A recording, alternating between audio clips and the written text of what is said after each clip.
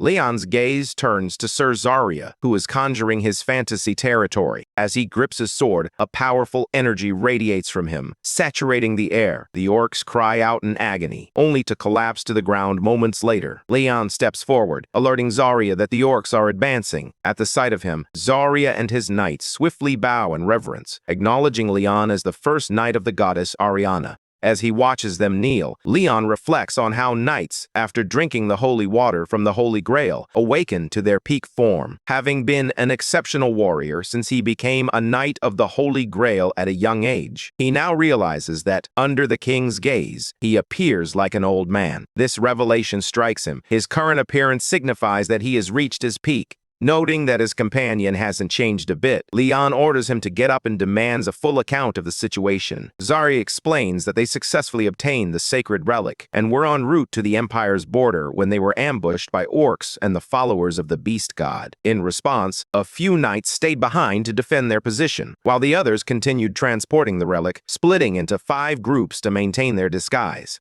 Curious, Leon inquires about the group possessing the real relic. After a lengthy pause, Zarya finally reveals that it belongs to the 5th group in the southwest, led by someone from her past. Meanwhile, in a different location, Zarya chuckles as she watches Daesung regain consciousness after a period of unconsciousness. Daesung breathes a sigh of relief upon seeing that the bear that attacked him is dead. Harry is also present, and it dawns on them that they have all been separated once more. Zarya is taken aback to find other knights present, never imagining anyone else would be bold enough to undertake this mission. Just then, a system window materializes, instructing them to assist the Grail Knight, Zarya of Twilight, in transporting the holy relic to the Lionheart borders. Observing their astonishment, Zarya chuckles and explains that they must be a bit out of the loop, having been isolated in the middle of nowhere. To confirm his identity as Zarya of Twilight, Daesung repeats the name, only to be met with a surprising response. Zarya informs him that this esteemed title will belong to Daesung in the future. For now, however, he is merely a knight on a mission. Zarya Bertham has not received a quest from the gods in a long time. For the past 10 years, he has roamed the world as a knight, starting his journey at the age of 15, and has spent an additional 15 years waiting for a divine call. He was an exceptional knight, not one blessed with superpowers capable of turning the tide of battle single-handedly, unlike many who received missions from the gods. Yet, it was his unwavering determination that earned him respect, even as others mocked him. One fateful night, a woman appeared in Zarya's dreams, urging him to end his suffering, return to the kingdom, and embrace his responsibilities. Yet Zarya refused to relent. Even as the world mocked him, he persevered. By the time he turned 100, he achieved the title of Grail Knight, becoming the oldest person ever to do so. Meanwhile, back with Leon, Zarya commanded the knights to raise their shields and prepare for battle. Without hesitation, the knights sprang into action, ready to follow his lead. Orcs and other monsters surged toward them, the battlefield erupting into chaos. The knights, shields raised, deftly evade the orcish onslaught. With swords flashing, they cut down wave after wave of foes, and in that moment Leon understands. Their collective combat prowess is on an entirely different level. They soon spot a boulder troll, and Leon instructs Suho and Jaehyuk to watch closely. What they're about to witness is the very goal they should aspire to achieve. With a swift signal, Leon rallies the knights, including Zarya, and they charge forward to confront the monster. Yet, Jaehyuk and Suho exchange worried glances, acutely aware of the danger posed by the narrow passage. Disregarding the looming danger, Zarya gallops forward alongside the other knights, spear in hand. His horse soars over the knights wielding shields, leaving Suho and Jaehyuk speechless, their mouths agape in astonishment. As Zarya channels the power of the dear holy flame's skill, he readies his sword against the foes ahead. However, Leon cautions Suho and Jaehyuk to temper their excitement. The enemy has yet to unleash their full strength. Meanwhile, the system alerts them to a bonus mission: defend Sir Zarya's forces until the very end. Upon reading this, Leon resolves to stay and assist Sir Zarya, confident that the stallion will pursue the true transportation squad. This time, he intends to observe the honorable Grail Knight until the very end. Meanwhile, following their instructions, Suho and Jaehyuk sift through the orc corpses, but their search yields no mana stones. This revelation leads Leon to realize that this quest is impartial. He doesn't detect the sinister undertones that typically accompany other missions. However, he suspects there might be a way to manipulate the quest to his advantage. With this thought in mind, Leon commands his knights to search for any students who might be nearby. Just as he prepares to say more, he suddenly senses a spear hurtling toward him. In an instant, he snatches the spear from the air and, fueled by anger, shatters it in his grip. Frustration etches his face as he glares at the orc for daring to use a ranged weapon against him. With a sneer, Leon taunts the creature, calling it a repulsive, inferior beast. Consumed by rage, he commands Zarya to bring him the orc's head, no matter the cost. Zarya faced the orcs who had dared to mock the king, a surge of pride swelling within him at the thought of being the one to slay the beast that insulted their ruler. The orc sneered down at him, laughter spilling from its lips, but it barely had time to register the threat before Zarya vanished from sight. In an instant, he reappeared behind the creature, striking with precision. With a swift and powerful swing of his staff, he landed a crushing blow to the orc's head. The force of the blow sends the orc hurtling to the ground, crashing into the rubble with a thunderous impact. The sheer power is almost surreal to the beast, yet Zarya remains unwavering, her voice cutting through the chaos, as she demands to know how it dared to invade the sacred territory of the heavens, a realm where only the king should rule. Unfazed, the orc snarls back, threatening Zarya for confronting it alone, boasting that it has brought an entire army with it. Despite the chaos, Zarya remains unfazed, his confidence unwavering in the face of the approaching army of refuse. A sly smile spreads across his face as an unusual energy begins to envelop the surroundings. Before anyone can fully comprehend the situation, Zarya calls out to the goddess of dreams and death, beseeching her to deliver judgment upon the unfaithful. Behind him, a goddess materializes, channeling the same energy into her hand. In an instant, deep cuts mar the orcs' bodies. Meanwhile, with the team carrying the genuine relic, Zarya cautions Daisung to remain vigilant. Most of the creatures that stir at night are indeed monsters. A sense of urgency fills the air, prompting Zarya to suggest they seek refuge in a nearby cave for safety. With a heavy box of relics resting on his shoulders, Zarya strides forward, sweat beads on Stella's forehead. She can't bear the thought of someone noble like him doing such labor. Yet Zarya reassures her, "I'm just a mission knight for now." Confused by his words, they continue on until they finally reach the cave. Once inside, Zarya channels divine energy, crafting a plant-like barrier at the entrance to ensure their safety. After setting up camp, Stella hesitantly asks if it's all right for him to keep an eye on the relic box for a while. His response catches her off guard. Zarya tells her to take charge, reminding her that a kingdom knight holds more authority than a mission knight. This revelation leaves everyone puzzled, as they struggle to understand the connection between Zarya's past and present. Noticing their confusion, Zarya reveals the truth. The goddess has rewarded him. After countless efforts, Pu granted him a remarkable power when he became a Grail Knight, the ability to summon a clone of his past self into existence. The Zarya they see before them is 85 years old, the very age at which he received his divine quest. He cautions them not to expect any more power from him, as he pales in comparison to the Grail Knight. Suddenly, a loud, terrifying roar echoes through the air. Everyone jolts to attention. Zarya, who had been smiling just moments before, now wears a serious expression. She commands everyone to remain silent. The danger is drawing near. Daesung and Hari seize their weapons, steeling themselves for battle as the noise from above intensifies. Without warning, the ceiling gives way. Zarya's voice cuts through the chaos, urging everyone to get out of the way. In the blink of an eye, a demon subordinate crashes down from above, ready to unleash havoc. To vanquish the monster, Zarya plunges his sword deep into its gaping maw, but in retaliation, the beast rakes its claws across his back, a dangerous attack as its poison is deadly. Stella rushes to assist him, but he commands her to retreat, urging everyone to escape as swiftly as they can.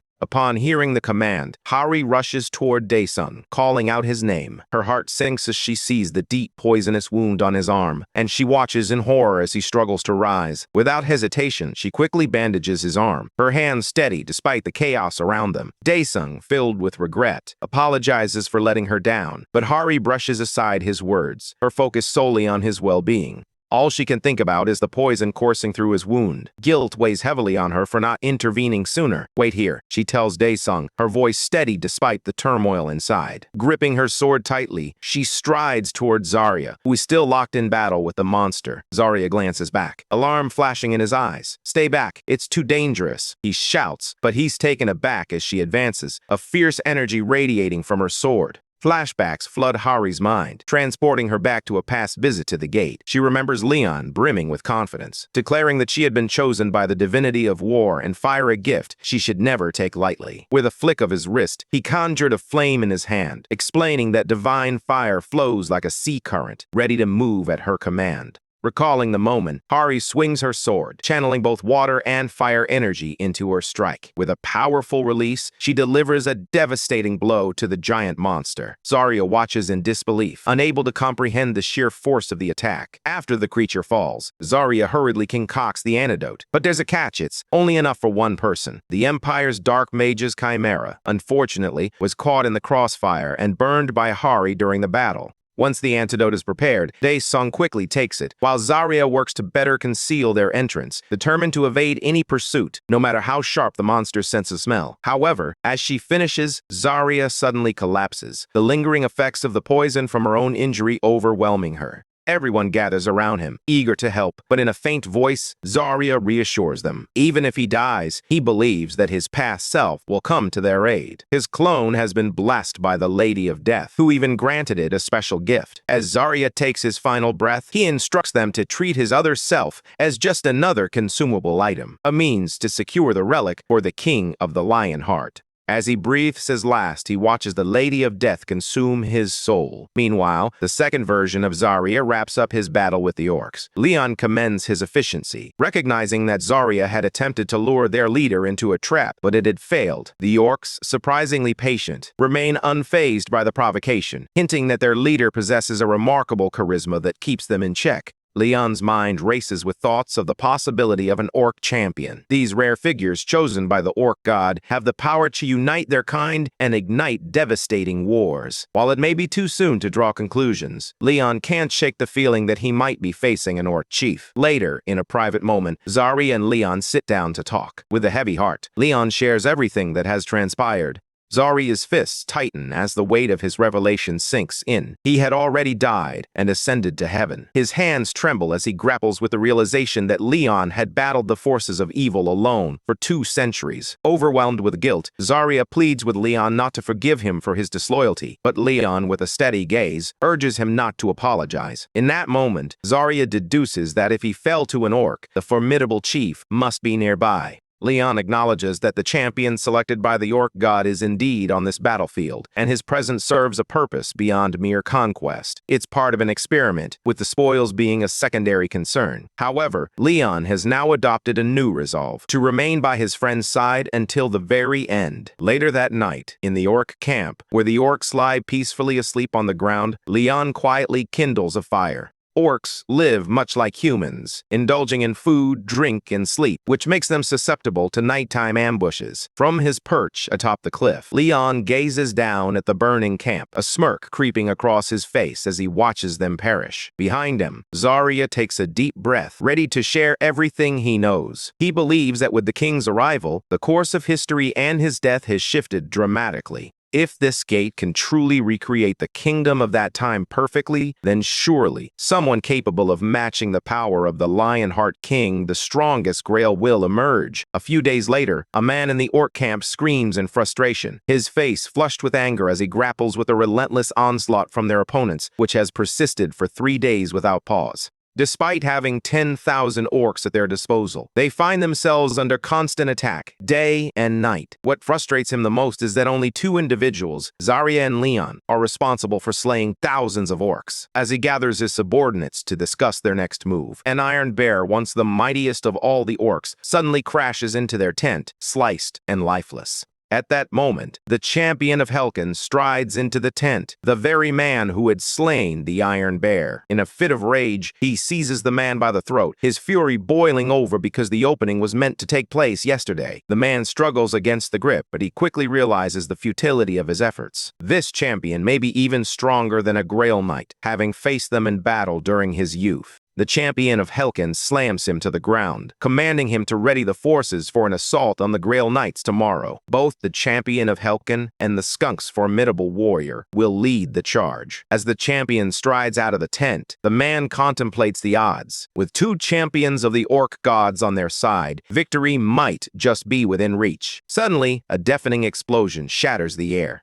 As the man and the other beasts of Helkin step outside, they notice a colossal spear planted firmly in the ground, a letter affixed to its shaft. This letter, originating from the Lionheart Kingdom, has been circulated annually. Within its folds lies a challenge, a duel. The champion of Helkin, sensing an opportunity, urges the man to accept the challenge, convinced that it could be the key to defeating the formidable Grail Knight. Meanwhile, in a different location, the knights express their gratitude to Beatrice and her subordinates for vanquishing the monster just in the nick of time. One of the female knights, her brow furrowed with concern, inquires about the whereabouts of Suho and Jae-Huck. Beatrice reassures her, explaining that their mission was to assist Sir Zarya and the main squad. If the king isn't with them, it likely means he's with another transport team. Beatrice reassures them not to worry about their friends. She has cast a tracking spell on everyone, ensuring they'll reunite soon. While she believes Suho and Jae-Hook are with the king, she senses that Daesung and Hari are with a different squad. However, Sir Spinny is beyond her range, which leaves her feeling uneasy. Meanwhile, Spinny drifts through the vastness of space, measuring the pull of gravity as he observes the launch of a satellite from the gate. The device, designed to collect only small fragments of information, reveals what appears to be a planet. However, upon closer inspection, it's merely deep valleys and the stark line marking an empire's border. Just then, the device detects a powerful signal. A knight from the Lionheart Kingdom strides forward, locking eyes with Spinny, a confrontation he never anticipated. With a swift motion, the knight removes his helmet, his expression fierce as he commands Spinny to leave at once. In the distance, Leon's army stands resolute, facing a formidable horde of orcs and other monstrous creatures. The air is thick with tension as the orcs march forward, their roars echoing ominously across the battlefield. Jae-Hook, sensing the mounting tension, realizes that the orcs will soon launch their attack. However, Leon reassures him, explaining that this confrontation is essential for assessing their enemy's strength and uncovering the truth behind their motives. If Leon and his team can maintain their position, it will ease the path for the group transporting the relic. Jae-Hook, haunted by memories of past failures in relic transport, expresses his worries. Yet, Leon remains steadfast, confident that with Beatrice and Spinny on their side, they can manage whatever comes their way. With Leon's approval, Zarya steps forward to take the lead. However, before she can make her move, the orcs erupt into a cacophony of shouts, their senses heightened as they realize their Helkin is watching. Displeasure washes over everyone, including Leon, as they cast disapproving glances at the raucous orcs. Just then, Helkin's champion, Balbazar, strides onto the battlefield, his arrogance palpable as he proclaims himself unbeatable and challenges anyone to face him. Leon smirks, teasing Balbazar for being nothing more than a frog in a well. With a commanding tone, he orders Zarya to bring him the beast's head. Without hesitation, Zarya draws his sword and steps forward, declaring that Balbazar will meet his end here. Dismissing Zarya's bravado, Balbazar strikes first, but Zarya deftly dodges the attack, returning the taunt with a confident smirk. With unwavering confidence, Balbazar delivers a devastating blow with his axe, cleaving Zarya in two. He raises his weapon in triumph, the knights around him frozen in disbelief. But in a shocking twist, Zarya's body begins to transform, emanating a surge of powerful energy. A sly smirk spreads across Zarya's face as he taunts Balbazar, declaring him a beast unworthy of comparison to humans. Harnessing his divine skill, fantasy domain, Zarya conjures an illusion that tricks Balbazar into believing he has emerged victorious. As Zarya closes the distance, he readies his aura of execution, poised to deliver a decisive blow. But before he can strike, Balbazar seizes the blade of Zarya's sword, halting the attack. Overwhelmed by envy at the divine power he recognizes, Balbazar retaliates swiftly, swinging his massive axe and sending Zarya crashing to the ground. In the midst of the chaos, Zarya feels the surge of Helkin's power coursing through him. Despite his injuries, Zarya manages to land on his feet, gripping the spot where he was wounded. Summoning every ounce of energy, he charges at Bulbasaur. They trade blow after blow, each determined to emerge victorious. But Zarya finds it increasingly difficult to keep pace, absorbing more hits. Bulbasaur, too, endures some damage, but with a swift motion, he seizes Zarya by the collar and throws him to the ground. Gritting his teeth, Zarya watches as the axe swings toward his head. In that fleeting moment, Bulbasaur slams his axe into the ground, convinced Zarya is finished. Leon stands by, a smirk on his face, fully aware that defeating Zarya is no simple task. Meanwhile, Zarya rises, a wave of shame washing over him. He had dreamed of dedicating this victory to the king, but now he feels he's falling woefully short. Overwhelmed by pain, he secures his hand to the hilt of his sword, adopts a fighting stance, and charges at the beast. Bulbasaur remains calm, patiently awaiting Zarya's approach. As Zarya closes the distance, Bulbasaur swings his axe, slicing into Zarya's shoulder and taunting him for being a feeble human. Some time ago, before the orc subjugation, Leon, a war knight, stood among his fellow knights and inquired about Zarya's name. As Zarya introduced himself, Leon's eyes widened in recognition. He knew Zarya had served as a royal knight for an impressive 50 years. With a sense of pride, Leon recounted his recent triumph over the orc champion. To Leon's surprise, Zarya eagerly agreed to join him, requesting the king to assign him the lowest position available. He sought neither honor nor glory. All he wanted was to preserve his way of life. Back in the present, Zarya, haunted by memories of Leon's approach, coughs painfully, every part of his body aching. Bulbasaur, convinced that Zarya has surrendered, raises his axe for the final blow, but he halts abruptly when he sees Zarya gripping the weapon with unwavering determination. Flashbacks of Leon extending his hand and calling Zarya a loyal warrior flood his mind. Fueled by a surge of energy, Zarya swings his sword, praying to the great lady who commands the end of all things for her blessing. In an instant, he pierces Bulbasaur's heart with the death-resistant skill of great divine law. Before Bulbasaur can comprehend the source of Zarya's newfound power, he collapses, lifeless. A minute of silence blankets the battlefield before Zarya raises his sword, withdrawing it from Bulbasaur's lifeless body, a clear signal of victory. Instantly, chaos erupts around them as Leon's forces erupt in celebration, while the orc army stands disheartened by Bulbasaur's defeat. But the battle is far from over. Makar, the champion of the sorcerer god Gokrok, steps forward, his eyes locked on Zarya, ready to issue a challenge. Despite losing a significant amount of blood, Zarya resolves to continue fighting for the king. As he takes a step forward, he stumbles, but Leon is there to catch him. "You're fighting so bravely," Leon praises, his voice steady. He encourages Zarya to rest, promising to watch over him in his final moments and bless his sacrifice. With determination, Leon steps forward, facing the crowd, and reveals all his relics. A golden light radiates from his body, and in an instant, the spirit of a colossal lion materializes behind him, flames dancing around them. Meanwhile, Spina soars through the vastness of space, gazing down at the planet as he senses unusual activity. An uneasy alliance begins to take shape between the Empire and the Lionheart Kingdom. The squad tasked with transporting the sacred relics is proceeding as planned, despite the grim reality that two other teams have already been eliminated. The members of the Pantheon Guild remain unharmed, even as the ranks of orcs and heathens swell ominously. Spina senses something amiss and swiftly detaches from the shuttle. Moments later, a deafening explosion rocks the area, obliterating the shuttle in a fiery blast. Meanwhile, on the battlefield, Leon carves through his enemies with relentless fury, leaving nothing but destruction in his wake. He turns to Zarya, revealing that he possesses a grail and, if necessary, will follow him to the ends of the earth. Zarya collapses, urging Leon not to waste his time. Yet, Leon implores him to accept the ascension ritual. Zarya begs him to conserve his divine powers, but Leon reassures him that the orcs and heathens will retreat. He promises that he won't have to fight again, unless it's to drive away the last remaining foes. Exhausted, Zarya looks at Leon, too weary to protest. Kneeling before him, Leon is enveloped in a powerful energy as he begins the ceremony. With deep respect, he urges Zarya to offer a prayer to the divinity he reveres. Zarya clasps his hands together and begins to pray, envisioning the spirit of the goddess before him. As Leon takes his final breaths, Zarya fervently prays for the expansion of his king's territory and for the alleviation of his burdens.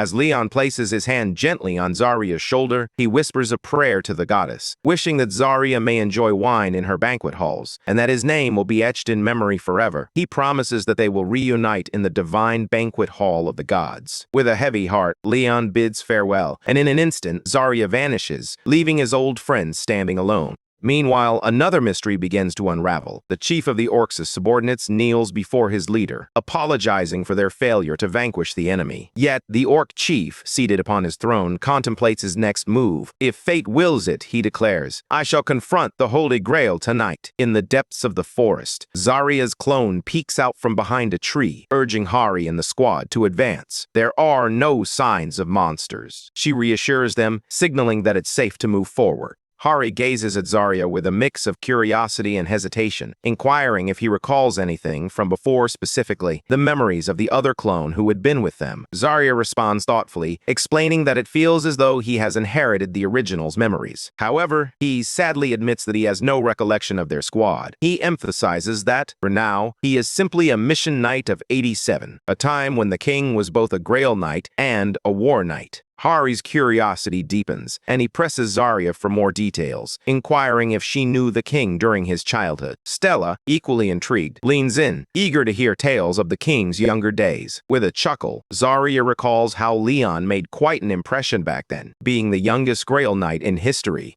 Zarya elaborates that Leon became a mission knight at just 16, a position typically reserved for seasoned knights of the kingdom dedicated to charitable endeavors. However, as a member of the prestigious Duke Draganya household, he may have bypassed some traditional steps due to his elevated status. Regardless, he excelled in his role. Leon single-handedly vanquished an entire village of orcs and thwarted a group of heathens mid-ritual. His adventures became legendary, celebrated as tales of bravery and honor, with even pets and singers recounting his exploits. At the age of 20, the goddess of light and justice chose him as her champion. By 27, he had made history as the youngest War Knight and Grail Knight ever. Zarya is convinced that no one will ever match Leon's extraordinary talent again. He advises Hari to stay close to Leon, believing she will learn a great deal from him. After igniting a controlled fire in a secluded part of the deep forest, everyone drifts off to sleep. Everyone except Daesung, who continues to practice by swinging his sword through the air. Suddenly, he hears a voice remarking on his technique, calling it a kingdom sword style. It's Zarya who has awakened, revealing that at his age, he doesn't need much sleep. Daesung had expected to stand guard, but instead found himself in the midst of training. When Zarya offered to assist him, it felt like a tremendous honor. They faced each other, both adopting their fighting stances. Why don't you focus on dodging while I attack? Zarya suggested, a confident glint in his eye. As soon as Daesung nodded in agreement, he caught sight of a swift strike aimed directly at him. Reacting quickly, he attempted to evade the incoming blow. Zarya instructs him to keep both hands above his belly button. The sword, she explains, is not merely a weapon to swing. It's the quickest form of defense one can wield. Daesung is clearly putting in every effort to counterattack, but Zarya's swordsmanship is so swift and precise, it resembles a finely tuned machine, making it nearly impossible for him to land a hit. Zarya unleashes a flurry of rapid strikes, and with a decisive final blow, he sends Daesung's sword flying from his grasp, halting his blade just inches from Daesung's throat. Disappointed yet introspective, Daesung concedes that losing to Zarya only fuels his determination. He acknowledges the skill and speed of his opponent, expressing how much it inspires him. Taking a seat beside Zarya, Daesung curiously asks how he measures up against Hari. Zarya reveals that Hari possesses immense power and can improve at an astonishing rate. As Daesung hears this, self-doubt creeps in, making him feel inadequate and as though he will never measure up. This reaction strikes a chord with Zarya, reminding him of his own past. Back then, everyone around him urged him to give up, yet he persevered, knowing that the opinions of others hold no weight when it comes to striving for greatness. He advises Daesung to hold on to hope and embrace courage, reminding him that these qualities are meant to be nurtured and expressed. The following morning, they arrive at the Empire's castle. Zarya understands that once they pass through its gates, they will be on a direct path to the kingdom's borders. This realization dawns on Daesung. The Lionheart Kingdom and the Empire share a border. He can't help but wonder why their mission isn't over yet, especially now that they've arrived in the Empire. Just then, the castle guards command them to halt. However, Hari steps forward with confidence, asserting that they are there to transport the relic and that there should be a record of their passage. Suddenly, they are greeted by voices welcoming them. The speakers are none other than the head of the Magic School of Light, the commander of the Imperial Guards Division, Sir Bolthart, and the enigmatic Heavens Observer, Starduth. With a sinister smile, Ser Bolthart inquires about the presence of the members of the 13 electorates, quickly realizing that it's not Zarya before him, but rather her clone. Suddenly, orcs begin to swarm around them. Out of nowhere, Bolthart unleashes a lightning bolt aimed at Zarya, all while welcoming him and bidding him farewell. Hari rushes towards Zarya, who lies face down in the dirt, panic etched across the faces of their squad. Meanwhile, Bolthart remains unfazed, confident that the fallen figure is merely a clone, not the true Grail Knight. He challenges the remaining squad, taunting them about their courage to fight. In response to his arrogance, Stella unleashes a fierce wave of flames aimed at him. However, the old man counters with a sinister magical array, effortlessly unraveling her divine law with his own magic. As the head of her prestigious magic school, he's well-versed in countering divine laws and boldly declares hers to be weak. Stella's face flushes with embarrassment as she realizes they've been studying the miracles of the divinities, which she considers an outright insult to the gods. Bolthart scoffs at them, labeling them fools for clinging to outdated traditions regarding divinity. Daesung then interjects, asserting that the Empire has been allied with the orcs from the very beginning, and that the orcs themselves are mere relics of a bygone era. Bolthart laughs maniacally, convinced that the relic will grant him the power to analyze the gods and propel his ambitions even further. Just as he prepares to make his move, an image materializes in the sky, emerging from the shadows. It's Beatrice, enveloped in divine energy. She senses the overwhelming magical pressure from his spell, but steadies herself, drawing upon a double recovery of mental fortitude to fortify her resolve. Bolthart holds the magic circle steady, dismissing her power as vulgar, while radiating an alluring, seductive magic. Beatrice casually boasts about being born with her extraordinary powers, prompting Bolthart to feign indifference. Yet, beneath his nonchalant exterior, he grapples with the unfairness of her effortless possession of such corrupt strength. Meanwhile, the short old man watches in awe, captivated by Beatrice's abilities, while Daesung and Stella exchange puzzled glances, still trying to grasp who she truly is. Bolthart threatens her, demanding she appear before them, and unleashes a relentless barrage of powerful magic attacks aimed at her destruction. Yet, Beatrice stands unfazed, summoning a hexagonal shield to deflect the onslaught. Just as she steadies herself, she senses an additional threat looming behind. Her Bolthart is channeling his Lamentar's lightning skill, ready to strike. The old men laugh boisterously, convinced that she has been defeated. Yet, against all odds, Beatrice endures the attack. Her eyes blaze with fury, a testament to her unwavering resolve to eliminate these grotesque foes. A surge of mana envelops her, and in a heartbeat, she unleashes the Death Eye spell.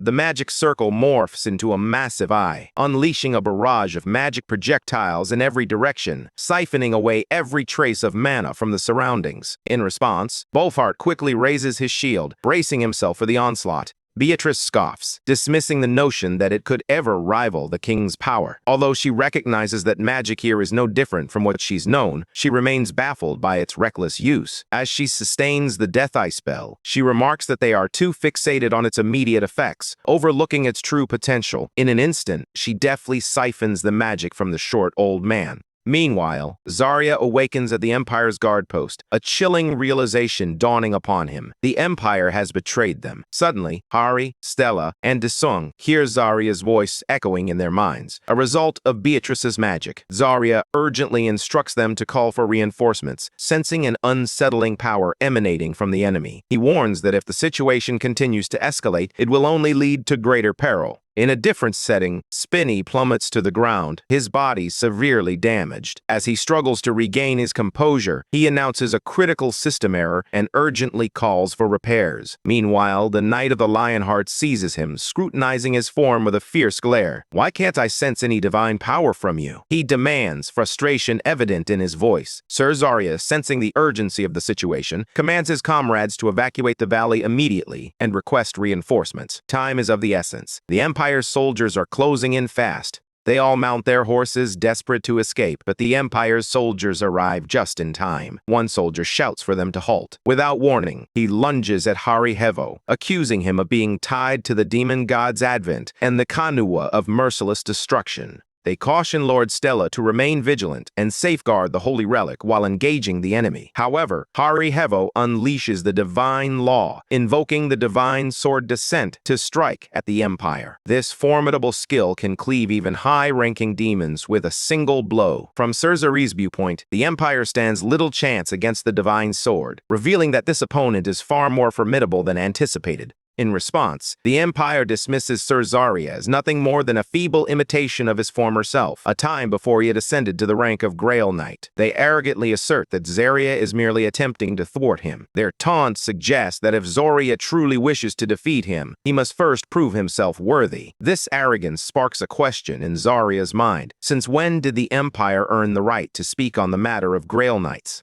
Hevo addresses the valiant knights of Lionheart, urging them to listen closely. This is a command from Stella Vermillion. She instructs them to stand and ready their swords, for today may very well be their last. The Empire, seething with anger, denounces them as mere animals who have forsaken their free will, declaring them to be even lower than that. Suddenly, Stella collapses to the ground, and it feels like the end for the Empire. Yet, Suspini refuses to lose hope. His determination to defeat the Empire remains unwavering. However, they remind him that his current form is insufficient for the task at hand. Suspini can't help but question how the goddess could choose someone he perceives as so inferior to be her knight. The Empire then taunts him, asking what he can possibly do now. Sir Spinner declares that those who dedicate themselves to fulfilling the quests bestowed by the gods lead lives akin to beautiful flowers, blossoming from their unwavering faith. Their radiant honor has always been his dream and aspiration. With determination, he draws his swords and aims them at the Lady of all things, the one who governs the afterlife and its sinners. She is the guide for mortals in their darkest moments, and legends say that facing her is a futile endeavor, a divine message urging one to surrender.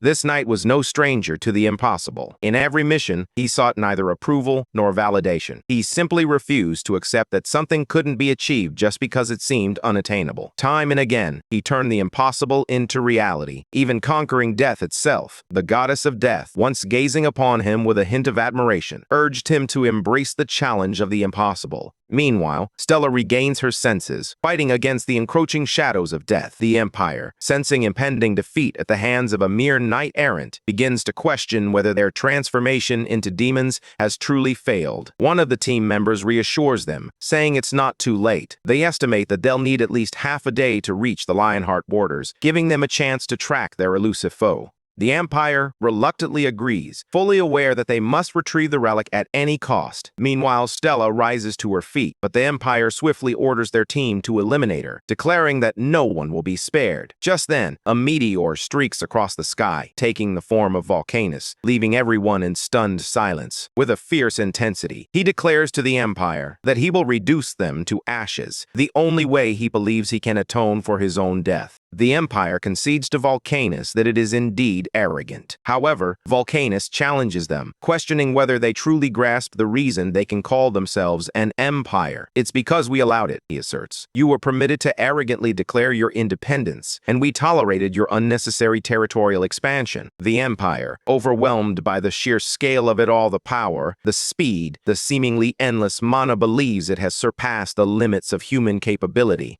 The Empire craves power, willing to face any consequences that come with it. Volcanus is taken aback by the Empire's overwhelming sense of omnipotence, convinced they have no idea what it truly means to have everything handed to them simply by wishing for it. The flames of enlightenment flicker ever brighter. Meanwhile, Ser Zarya revels in the Empire's downfall, even expressing his gratitude for their timely arrival. As Leon prepares to bid farewell to an old friend, he turns to Stella and asks if he can join the fight. She readily agrees, stating that she has no desire to monopolize the glory and honor. However, Ser Zarya, witnessing their camaraderie, erupts with fury, eager to put an end to them both on the spot. With a scornful glare, Zarya demands to know if someone has summoned a meteor. Leon, undeterred, insists that their battle has nothing to do with such cosmic forces, as Volcanus shows no mercy when it comes to evil. unstable. Zarya questions his presence, noting that this is a time of divine punishment. The flames of war are upon them. Just then, Vulcanus arrives, greeting the owner of the Lionheart. Beatrice interjects, reminding them that they must gather everyone before the gate closes. Though he has much to discuss with Vulcanus, the urgency of the situation weighs heavily on him. He turns to Vulcanus and asks if he can provide something that symbolizes his essence. Vulcanus hands Leon a dagger before departing, leaving Leon with the startling realization that Vulcanus is not in the god's paradise. He is still very much alive. Harry beams with joy at the sight of His Majesty's return and inquires about his well-being. One of the group presents the holy relic to Leon, who expresses his gratitude for everyone's hard work. As he opens the relic box, a sense of anticipation fills the air at last. The final relic is now in their possession. He then leads everyone out. Meanwhile, at the Naju Plains Pantheon Guild, Park Sujin steps out of her car, puzzled by the urgency of the summons. It seems to her that the Pantheon Guild has transformed into a tourist attraction, and who could possibly resist the allure of such an extraordinary item? As she makes her way forward, she encounters Yaga Spine. The system swiftly recognizes her facial ID, identifying her as Park Sujin, the senior manager and evaluator of the Hunter Association, who holds all the data on its members. While the system contacts His Majesty, she is instructed to wait inside. Her gaze drifts to a banner advertising the Hammer Challenge. The thought of participating crosses her mind, but the hefty fee of 5 million won gives her pause. Quite a steep price to pay for a swing at glory. They used to adjust prices according to tax brackets, and since Sujin falls into the second class, her fee is only 500,000 won. She's thrilled to see such a significant discount, but she can't help but wonder how the machine determined her tax bracket. In reality, it was just a lucky guess, completely random. Just then, Assistant Manager Han approaches her with a warm smile and asks how she's been lately. As Sujin prepares to evaluate an item, she turns to Manager Han for guidance. He leads her through the halls to Sir Spin's room. Upon entering, Sir Spin greets her with curiosity, asking if she's from the association. "I'm Park Sujin," she replies, introducing herself confidently. Sir Spin then calls for Hari, instructing her to bring the artifacts. Moments later, Hari appears, carrying the items, which strikes Sujin as rather unusual. First, Sujin examines the formidable axe of an orc champion before shifting her attention to Vulcanus's ritual dagger, a legendary artifact. Finally, Hari directs her gaze to an epic item, the sheath of Richard Lionheart. Just as she takes in its grandeur, the sheath begins to stir on its own. Sir Spinny recites the words of the founding king of Lionheart, a message meant for his descendants. The king spoke of enduring suffering and reaching for the stars, urging them to act with bravery and uphold justice, even if the heavens themselves were to crumble. With a heavy heart, Sir Spinny then requests that everyone leave him in solitude for a while. In an instant, he senses a surge of power coursing through him. With newfound confidence, he introduces himself as Leon Dragania Lionheart, the 15th king of the Lionheart dynasty and the rightful heir to its legacy. As the agent of God, he asserts his claim to wield the sacred relic, declaring that he has finally reclaimed his strength from its zenith. Turning to Beatrice, he commands her to prepare, for they are about to embark on a grand ritual, one made possible by the very sheath that now empowers him. He intends to first establish the Night Order and prepare for the appointment of a Grail Knight. Through a grand ritual, he will summon the star. Meanwhile, a woman walks, phone pressed to her ear. The voice on the other end questions her commitment to staying there. She replies with determination, revealing her desire to kill someone. Although she possesses countless sword techniques from the Divine Sword Guild, she feels they are still insufficient. She needs the divine law to eliminate him. The voice on the other end of the phone inquires if she knows the whereabouts of her target. She replies that he was last spotted in Vietnam, still wielding the demonic sword. Meanwhile, at the Panchen Guild, morning training is underway, focusing on horseback assault and defense. The relentless training continues as they keep pummeling Shuo. An announcement echoes through the arena. The Defenders team has emerged victorious, and it's time for the next round. Concerned voices surround Suho, asking if he's all right, but he feels as though he's just brushed against death itself. This sensation keeps haunting him, a reminder of the intensity of the competition. As the students' team claims victory, the morning training session comes to a close. Leon Dragania Lionheart steps forward, his voice commanding attention. He declares that anyone who faltered as an attacker must come forward, emphasizing that the soldiers on foot are slower than their agile counterparts. The atmosphere thickens with anticipation as everyone awaits the next move. He instructs everyone to prepare for another charge, urging them to leverage their mobility to gain an edge. Exhaustion weighs heavily on them, and they can feel their strength waning, convinced that the enemy is resolute in their pursuit of victory. As they munch on meager snacks of potatoes and sweet potatoes, they lament their situation, pondering how long they can survive on nothing but sugar and salt water. They can't help but reminisce about their arrival at the gates, when they enjoyed proper meals instead of this pitiful fare. As the induction ceremony approaches, anticipation fills the air. Soon, everyone will enjoy a proper feast, a moment that signifies their connection to the gods. Having dedicated countless hours to studying divine teachings, they understand that to become royal knights, they must embrace the divine law and choose the deity they believe in most. One among them feels a strong pull toward two figures, Ariana, the goddess of light and justice, and Pados, the god of war and fire. Their Majesty has declared these two as the most vital knights to honor, and he is certain that his faith lies with them. The three girls engage in a lively discussion about Sir Yappy, a Grail Knight of Hedo, the divinity of steel and blacksmithing. One of them recalls witnessing him conducting a charged practical experiment during their last encounter. Just then, Sir Yappy materializes on the screen, asserting that his true talent lies not in earning money and that his sound wave detector capabilities are unmatched by any living organism. Student Kim Jae-hook is called to change and head to the entrance. As a guardian is visiting, in the lobby of the Pantheon Guild, he spots his mother waiting for him. Curious, he asks what brings her there, urging her to get to the point quickly. After all, he's busy. His mother studies him, noting how much he resembles his father. With a hint of concern, she questions why he requested to withdraw from their guild. But Jae-hook remains tight-lipped, insisting that it's none of her business. As their conversation unfolds, the man at the counter proudly reveals that the guild ranks among the top 10 in Korea, suggesting that Jae-hook's future would be promising if he decides to join. Meanwhile, Leon turns to the students, probing them about what distinguishes the gods of the Pantheon from the cults. One student, visibly perplexed, hesitates and asks if it's considered sacrilege to draw a comparison between the Pantheon and the cults. Beatrice speculates that the gods of the Pantheon might indeed exist. Leon counters, asking if there's any proof that the cult's god does not exist. Another student chimes in, stating that, to his knowledge, those gods don't perform miracles. Leon challenges this notion, questioning whether a god loses their divinity simply because they don't manifest miracles. He recounts how goddess Damera manifested before them as a scarecrow, noting that many gods in the Pantheon have yet to reveal themselves. Leon challenges him, asking if he's implying that those gods don't exist and demanding a guarantee. Cheon Soyeon raises her hand, asserting that the Pantheon gods truly assist them, unlike the cults, as they respond to their prayers and perform miracles. That's how they affirm their existence. Leon turns to her and inquires whether, given her service to the divinities of war and fire, as well as justice and light, she has received any answers from them. She doubts her faith is strong enough. Leon interjects, insisting that they are all misinterpreting the situation. Just then, a thunderstorm erupts in a clear sky. Leon realizes that some among them will take this as undeniable proof of a higher power.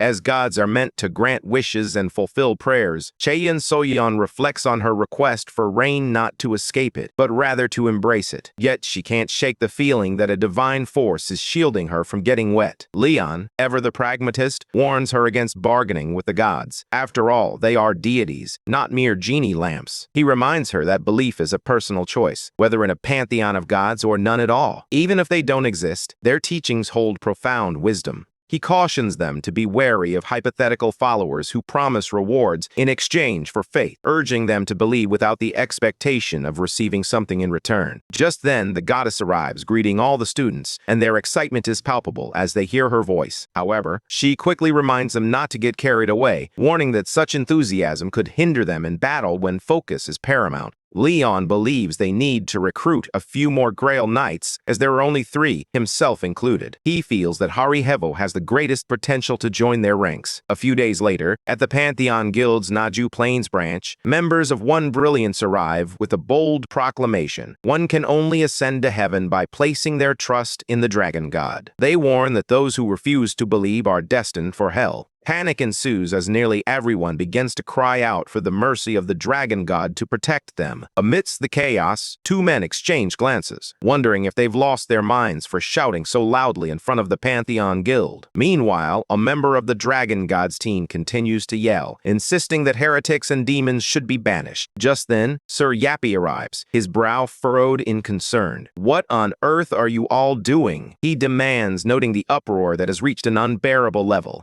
He urges them to quiet down, reminding them that they don't have permission to shout in that place. Suddenly, the machine springs to life, launching an attack and commanding everyone to leave. Meanwhile, the men from One Brilliance stand before the Pantheon Guild once more, holding signs that read, "Apologies." Sir Yappy, visibly annoyed, orders them to leave and never return. Despite the tension, the men refuse to back down. Sir Yappy lunges at them, demanding to know if they truly wish to meet their end. The leader, filled with bravado, turns and flees, hurling curses at Sir Yappy. He insists that his retreat isn't born from fear, but rather from his own wickedness. As they scurry away, the man from One Brilliance catches up with his fellow guild members, who quickly inquire about his well-being. "Are you all right? Did they hurt you?" they ask, concern etched on their faces. The man responds with irritation, brushing off the concern. "It's nothing," he scoffs. "Someone like Sir Yappy can't touch me." Mr. Choi narrows his eyes, pressing him. "Did you even get the job done?" A smirk spreads across the man's face as he reveals a hidden camera tucked into his tie. "It's all recorded," he says confidently. They both pull out their phones, ready to watch the footage together.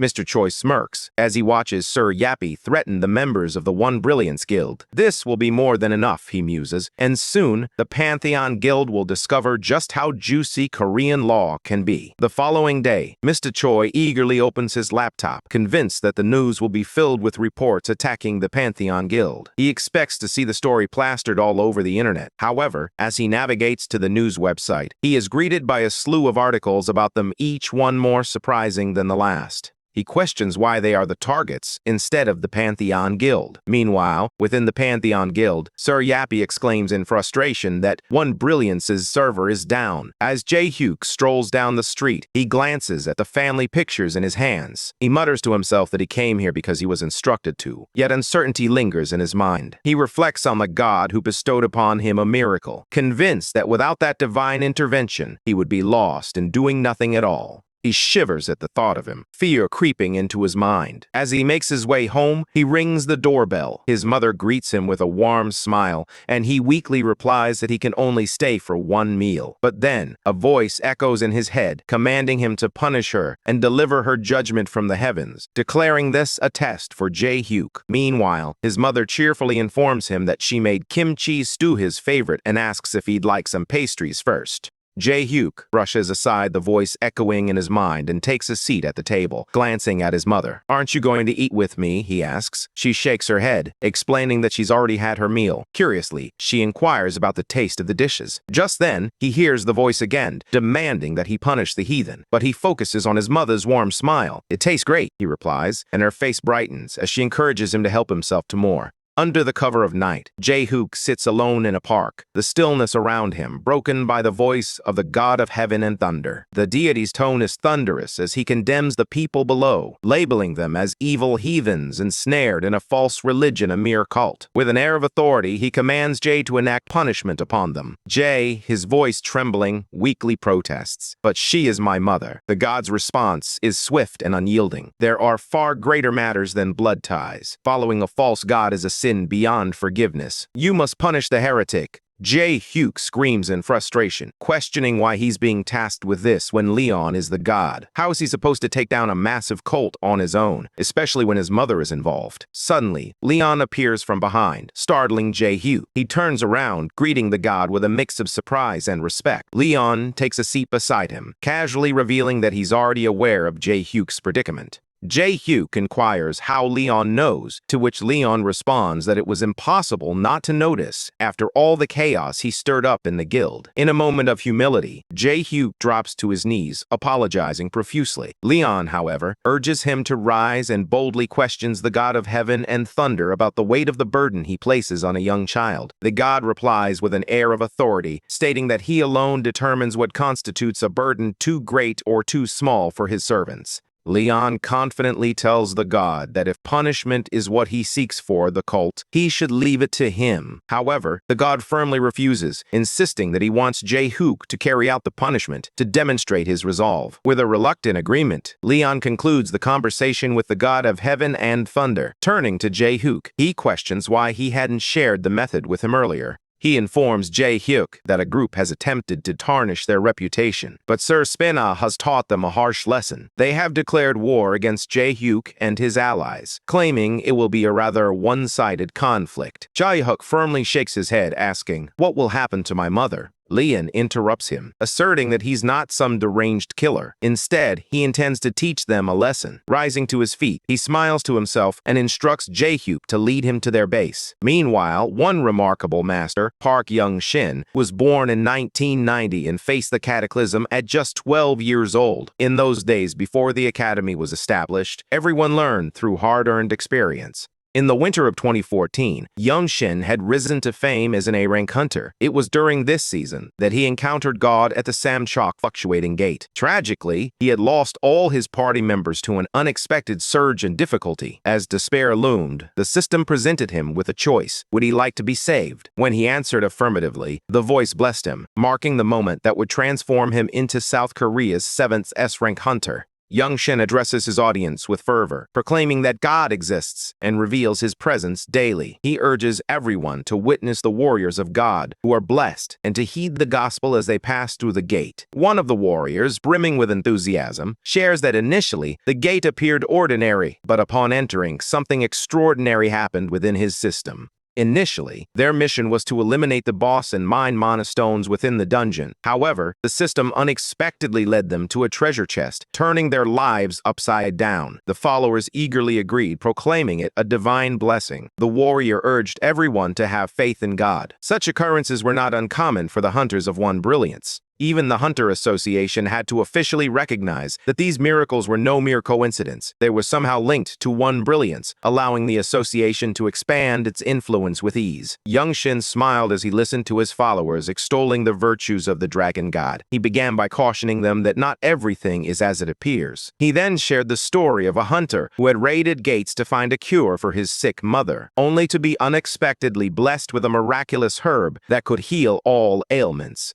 He also recounts the story of a talentless hunter who miraculously leveled up, a transformation that occurred after both of them demonstrated their faith through generous donations. Young-shin exclaims that their God has bestowed miracles upon them, pleased by their devotion. He passionately preaches that by proving their own faith, everyone can receive similar blessings, emphasizing that they are all part of the same family. The followers fervently praise their god, their voices rising in a chorus of devotion. Young-shin's gaze drifts to the back, landing on Leon and Beatrice. A wave of shock washes over him as he realizes that the leader of the Pantheon Guild is present. Leon clenches his teeth in anger, his thoughts consumed by the cults and the parasites who prey on the impoverished, teaching them false beliefs for their own gain. With a sly smile, Young-shin announces that a very special guest has graced them with his presence today. He declares that the first-comers are to be baptized, beckoning Leon to join him at the front. Leon rises to his feet, commending Young-shin for his audacity in summoning a king. With a confident stride, he approaches and dramatically tosses a hefty pile of money at Young-shin's feet. Confused, Young-shin asks what he's doing. Leon, unwavering, insists that it's time for a miracle to unfold. After all, Young-shin claimed that miracles could be experienced through donations, and now Leon is ready to negotiate with his god. Young-shin smiles, playfully chiding him for attempting to test the miracle of God. Leon counters, asking if loyalty and devotion alone are sufficient to earn a place in heaven, questioning whether Young-shin believes he has the authority to decide who is worthy. Gritting his teeth, Young-shin firmly commands him to submit and obey the pastor, insisting that it is the rule of the gospel. Leon, filled with fury, challenges how a servant of God could dare to consider himself an equal to the divine. He denounces such faith as vulgar and shameful. Young-shin, with a mocking grin, taunts Leon, suggesting that he believes himself superior. He points an accusing finger at Leon, labeling him a non-believer and a servant of demons, insisting that they must purge this demon from the sacred grounds of the dragon god. The crowd, stirred by Young-shin's words, begins to chant, branding Leon a demon and demanding his expulsion.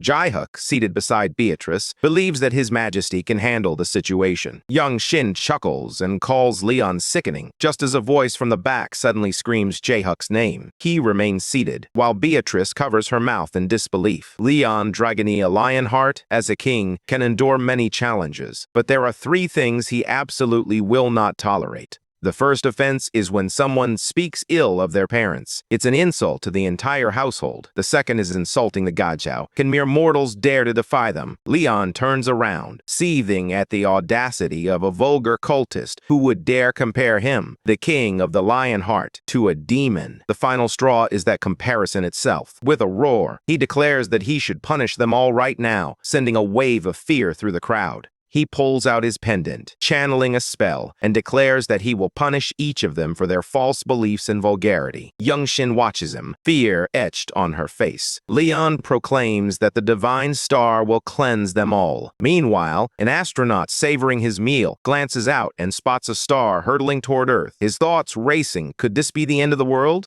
Leon pulls out his pendant, allowing Saint S. Anjak's divine relic to guide the star. He curses under his breath, vowing that the demons will be vanquished. Young Shin watches in confusion, while the hunter from earlier shakes his head, convinced that Leon has lost his mind. Beatrice rises to her feet, signaling to Sir Yappy, who stands behind her. With a swift motion, she raises her hand, activating her powers. "It's better if you all see this for yourselves," she declares, before shattering the ceiling above, leaving everyone in stunned silence. Young Shin, still reeling, exclaims, "Are you crazy? Why would you do that?" Leon, unfazed, replies casually, "Well, it seems you summoned a star." Young Shin insists he must be out of his mind. A shadow looms overhead, and as he looks up, he sees a star an estimated 68 billion tons hurtling straight toward him. Leon summons Meteor Mickey, signaling Beatrice, who responds that she's ready. Together, they activate the divine power. Beatrice envelops the meteor with her energy, while Sir Yappy prepares the property-changing divine ammo. United, the three of them charge at the meteor, shattering it into pieces, leaving Young Shin pale and speechless.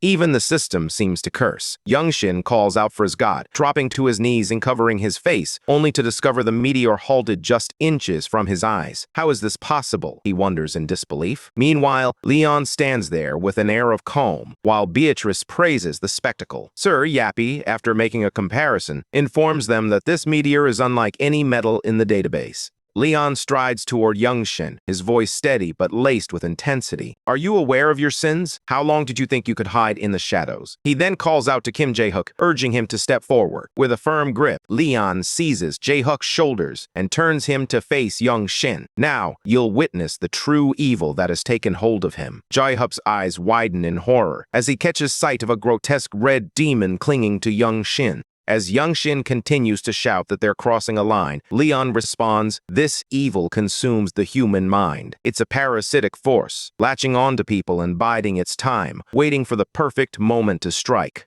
Just then, Kaehyuk's mother calls out to him, and he turns to see the same demon feeding off her. Anger surges within him as he demands answers from Leon. The demon prince explains that this is the evil the god of heaven and thunder seeks to punish, and it is Jae-hyuk's duty to confront it. When Jae-hyuk hesitates, torn at the thought of harming his own mother, Leon urges him to trust in his god and believe that everything will unfold as it should. After a moment of inner turmoil, Jae-hyuk raises his hand, ready to make a choice that will change everything. At first, it's a symbolic gesture, born from a deep wish. He closes his eyes and prays, asking that the miracle he creates pierce only through evil, while pleading with God to forgive those who are innocent. As the demon feeding off his mother begins to burn, she collapses to her knees, calling out for him. He rushes to her side, wrapping her in a tight embrace as the demon is consumed by flames. His mother, trembling, apologizes as he holds her close, their bond unbroken, even in the face of darkness. Leon praises Jae-hyuk, reflecting on how he was chosen by the god of heaven and thunder. Turning to Young Shin, he issues a warning. "You're next." With a swift motion, Leon destroys the demon, leaving Young Shin to collapse, unconscious.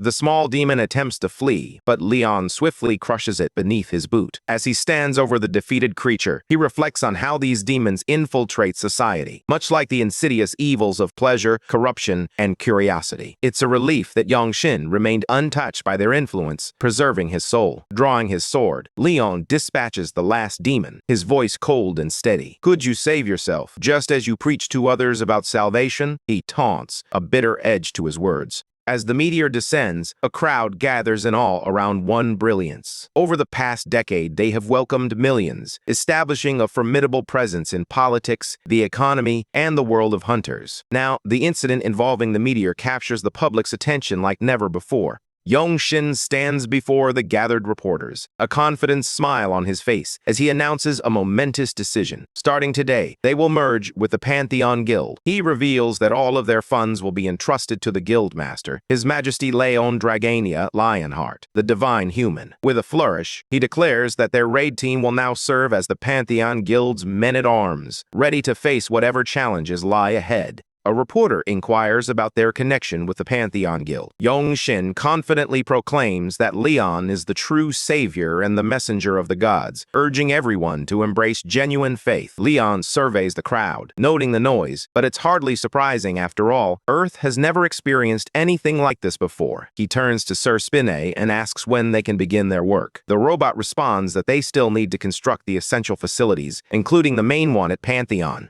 Leon insists they require 50 sets of armor and swords without delay, emphasizing that, while spears and horse armor are less urgent, both types of armor remain crucial. Sir Yappy interjects, pointing out that they will need to expand the facility and navigate the relevant laws as well. At that moment, Leon receives a call from the president of the Hunter Association, who reveals he has been searching for him. Leon acknowledges the President and the Ministry of Information and Communications on Science and Technology. The President greets him warmly, while Mr. Kim, visibly nervous, inquires about the meteor. With a calm demeanor, Leon simply replies, "I own it." The president remains unfazed, as Leon reveals he summoned the meteor, leaving Mr. Kim in stunned silence. Curiously, the president inquires how Leon intends to utilize it. With confidence, Leon responds that he plans to forge swords and armor for his knights. Mr. Kim, eager to contribute, starts to suggest how the meteor could benefit their department, but the president swiftly cuts him off, readily accepting Leon's request. He then mentions that Hari had informed him about the smithy currently under construction, and asks if the meteor will be utilized there. Leon nods in response, prompting the president to inquire whether the necessary facilities and legal processes for utilizing the meteor are still underway. When Leon confirms that they are, the president beams with delight, assuring him that the Hunter Association will take care of everything, from taxes to legalities, even if it means drafting a new law. Curious, Leon asks if the president desires anything in return. With a glint in his eye, the president expresses his wish for a piece of the meteor and some armor crafted by Sir Yappy, declaring it an honor to possess armor made by the divine blacksmith. Leon agrees, mentioning that he had intended to gift it to him all along. However, he reminds the president that artifacts from the Star Iron Smithy cannot be given away lightly. While they may not be divine relics, their value is undeniable. The president inquires once more if Hari will receive an artifact from the Star Iron Smithy. Leon nods affirmatively, prompting the president to declare that whenever Hari visits the association, they will be prepared to examine it or have someone assess it, as she is still one of their employees. Leon nods in agreement and shakes hands with the president. With a serious expression, the president pulls out another document, revealing something crucial that Leon needs to examine. As Leon watches a video from inside a gate, the president explains that it depicts a battle in Vietnam, an event that took place on Earth. He elaborates on the wandering demon sword and its current wielder, Shan Yiho, before revealing that the 6th-generation demonic human is en route to Japan. Outside the building, Yongwan stands with a heavy sigh. Yuri glances at him, concern etched on her face. "Are you okay?" she asks. When he remains silent, she teasingly questions why they even attended the meeting, given that they already have the upper hand on the tax and reform plan. Yongwan grunts in response, frustration evident in his voice. "It's all because of Leon," he mutters. "He's been changing, getting more involved with the Pantheon Guild." Yongwon winces, clutching his stomach. Yuri smirks, teasing him. If you want to be kind, just embrace it. You should merge with the Pantheon Guild like One Brilliance did. Yongwon shakes his head in disagreement just as Sua arrives, greeting them with a warm smile. Yuri glances at her and adds, "You haven't changed a bit." Sua acknowledges that she knows they rejected the medicine, to which Yuri responds that it simply didn't align with their guild's image. As they step into the meeting room, Shaon Jinsu greets them warmly. Yongwon scans the room, spotting Park Jong-soo, Kang Jin-sung, Wang Yonha, and Wang Yumchol, all guild masters from various factions gathered for the meeting. Just then, the elderly Jin-soo smirks at Yuri, mocking her choice of outfit. In a swift gesture, Yongwon offers her his jacket, trying to shield her from the old man's jibes. With a mischievous glint in his eye, Jin-soo then quips, "So, when's the wedding?" Yongwon swiftly denies any romantic involvement, insisting they are not dating. Jinsu, raising his voice, points out that at their age, he already has 6 children. The other guild masters exchange glances, considering Jinsu a relic of the past. With a puff of cigar smoke, Jinsu declares with fierce determination that he will take down Sean Ji-ho. Just as he prepares to make a fateful decision, someone intervenes, and he bellows, "Who will stop me if I'm killing my own son?" The door swings open, revealing Leon, who strides in confidently toward Jinsu, seated at the head of the table. Yongwon silently reflects on the generational divide, noting that while Jinsu is a boomer, Leon embodies the very essence of a boomer king. Without hesitation, Leon asserts his dominance, demanding his rightful seat at the table. Shane Jinsu, Korea's finest swordsman and the revered guildmaster of the nation's top-ranked Divine Sword Guild, has become a living legend. His extraordinary feats and unwavering dedication to the country have rendered him untouchable, a figure of authority that few dare to challenge. Yet today, he stands before Leon, a determined challenger who boldly demands his seat at the table. Jinsu stares at Leon in disbelief. "Are you deaf?" Leon taunts, his youth contrasting sharply with his words. Frustrated, Jinsu slams his hand on the table, ready to unleash a torrent of curses. But before he can, the president interjects, revealing Leon is actually 300 years old. Jinsu's eyes widen in shock. The president continues, "Grail Knights do not physically age, and yes, Leon is indeed 300 years old." Jinsu, still processing this revelation, asks once more, "Is that really true?" Leon meets Jinsu's gaze with a stern look, prompting Jinsu to quickly relinquish his seat. Yongwon silently muses that the boomer has been bested. Leon then requests tea, and just then, Yangshid bursts in, catching the other guildmasters off guard. Sua, captivated by Leon's presence, stares at him and remarks that he is indeed as handsome as the rumors suggest. Before introducing herself, Yangshik reprimands her for speaking out of turn, but Leon interjects with calm authority, declaring that it's time to stop. He then turns to the president, emphasizing that his time is more precious than gold. The president cuts to the chase, recounting how, 13 years ago, a mysterious black gate emerged in London. Its formidable challenges rendered it impossible for anyone to conquer. Fearing a repeat of the Shanghai disaster, the European Union assembled a powerful S-rank raid squad, consisting of 24 elite members in a bold attempt to clear the gate. In addition, there were 1,834 A and B rank hunters from 32 different European guilds, under the command of Cornwall Wong, the Archmage of the Clock Tower. The raid lasted for 2 months and ended in remarkable success. For the first time ever, a black gate had been cleared, and the celebration that followed was nothing short of jubilant. However, Leon interjects, suggesting that the real challenges began after the victory. The president nods in agreement and elaborates on the legendary weapon known as excessive murder, the most powerful artifact to emerge in the 30 years since the Great Cataclysm. With its arrival, humanity's greed surged, igniting fierce competition among nations. Ultimately, it was the British government that claimed this formidable item for themselves.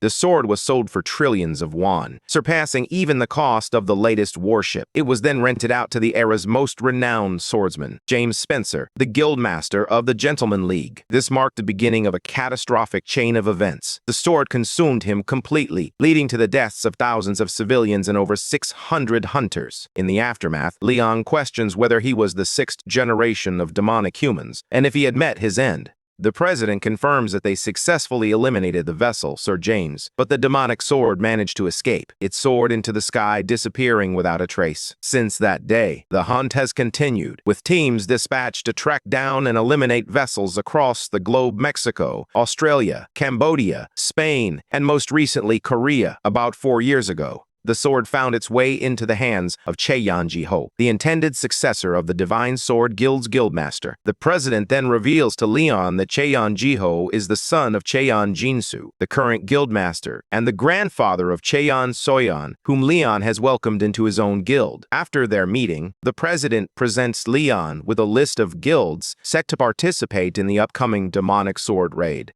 The leaders of the Pantheon, One Brilliance, Divine Sword Guild, Golden Lion Guild, and Phoenix Guild gathered, each weighing in on the matter at hand. One guild leader raised his hand, declaring his intent to participate. However, another leader hesitated, voicing his concerns about the situation and expressing doubt about any potential gains. Leon stepped forward, his voice steady and resolute. "We will gain honor," he asserted. "This is our chance to fulfill our duties as knights and nobles." It is the fulfillment of duty that creates the wall for the people to lean on. With tears streaming down his face, Young Shik cries out in praise of Leon, calling him their savior. Meanwhile, Yang Wan closes his eyes, wishing to distance himself from the very man who has become a symbol of hope. The president begins to discuss Japan's financial offer of 10 trillion won, but before he can complete his thought, Leon interjects, declaring their acceptance. He adds with a hint of authority that he assumes there's a king involved, so they should reach out to him in advance and prepare to head outside. The president nods in agreement, promising to contact the government there. With that, Leon strides away, and Young Shik eagerly trails behind him, a smile on his face. Suddenly, Jinsu calls out Leon's name. Leon spins around, anger flashing in his eyes, but Jinsu quickly corrects himself, addressing him as Your Majesty. With a hint of urgency, he states that he has a request for the King One that he believes he has the right to make. Leon, still tense, replies that he will consider it after hearing what Jinsu has to say. Jinsu takes a breath and reveals that there's only one thing he truly desires, and he's certain that Leon already knows what it is.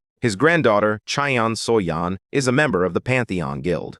He pleads with him to leave her out of this raid. Meanwhile, Cheon Soyeon tosses and turns in her sleep, trapped in a nightmare where everything is irreparably shattered. In her dream, her mother is desperately urging her to flee, while her father looms ominously, sword in hand, moving closer to Soyeon. Suddenly, she jolts awake, drenched in cold sweat. Sitting alone by the vending machine, she mutters to herself that it's beginning and that it's an opportunity. Just then, Ventarsis appears, his voice dripping with disdain as he remarks that it's insolent to view this as an opportunity. She responds coolly, reminding him that this is precisely the nature of their negotiation. Ventarsis smirks, assuming that Leon, her avenger, has already taught her the futility of negotiating with the divine. She attempts to argue, but the god of revenge interrupts, asserting that he was the one who answered her insolent pleas. He's the only one willing to grant her power, despite her wavering faith. With a warning tone, he advises her not to take fortune lightly. Soyeon, undeterred, inquires if she has something he desires. Will she be able to become a Grail Knight as well? Ventarsis chuckles, taunting her by asking if she dares to compare herself to his avenger. He dismisses her accomplishments as insignificant next to the legendary King of the Lion Hearts, questioning whether she believes she can truly fill that role. Soyeon suddenly realizes that Leon must have also drawn power from Ventarsis. With a cold smirk, Ventarsis tells her she is nothing at this moment, but offers to aid her in her quest for revenge, though the price will be her soul. He warns her that once her vengeance is fulfilled, her soul will belong to him. Meanwhile, Leon addresses the academy and its students, announcing that they will be integrated into the association's military. He commands the line to form, instructing them to collect their supplies. Jae-hyuk turns to Hari, inquiring whether Soyeon will be part of the mission. He mentions that he heard Jinsu is opposed to the idea. Hari responds, explaining that when she asked His Majesty about it earlier, he stated it was beyond his authority to intervene. Just then, Leon calls out their names, prompting Suho, Jae-hyuk, Hari, and Soyeon to step forward. He begins by expressing that their accomplishments thus far have exceeded his expectations. He praises Hari, noting that the gods admire those who possess innocence. He emphasizes that she has demonstrated both her talent and her purity, which truly deserve recognition. A smile spreads across Hari's face as Leon presents her with armor, a sword, and a spear. He tells her that it will help unlock her true power. She gazes at the armor, admiring its beauty, just as Peytos and Poma approach from behind, echoing her praise. Peytos blesses the armor, declaring that Hari will be the saint who scorches their enemies with fire in this war. Poma adds her blessing, encouraging her to trust her body to the boundless sea and to fill her heart with unwavering faith. Youngsik and his followers offer their praises to the gods. As Hari's armor ascends to legendary status, the other students marvel at its worth, speculating that it could fetch billions. They wonder if it's even possible to assign a proper price to such a treasure. Suddenly, Leon strides toward Jaehyuk, calling his name with the authority of the god of heaven and thunder. Jaehyuk is taken aback. Leon blesses his armor, proclaiming that the light of power will forever accompany him. He declares that Jaehyuk will become a judge who punishes evil, standing alongside the king of the Lion Heart, with justice as his steadfast protector. His resolve remains unyielding, even in the face of the corrupt and the fallen. Goddess Ariana blesses Suho, wishing that the light of immortality guides him through the darkness. When it's Soyoung's turn, Leon informs her that her grandfather has requested to withdraw her from this mission. He asks if she shares the same desire. Soyeon firmly replies that she wants to be part of this mission. Leon nods in agreement and reveals his armor to her.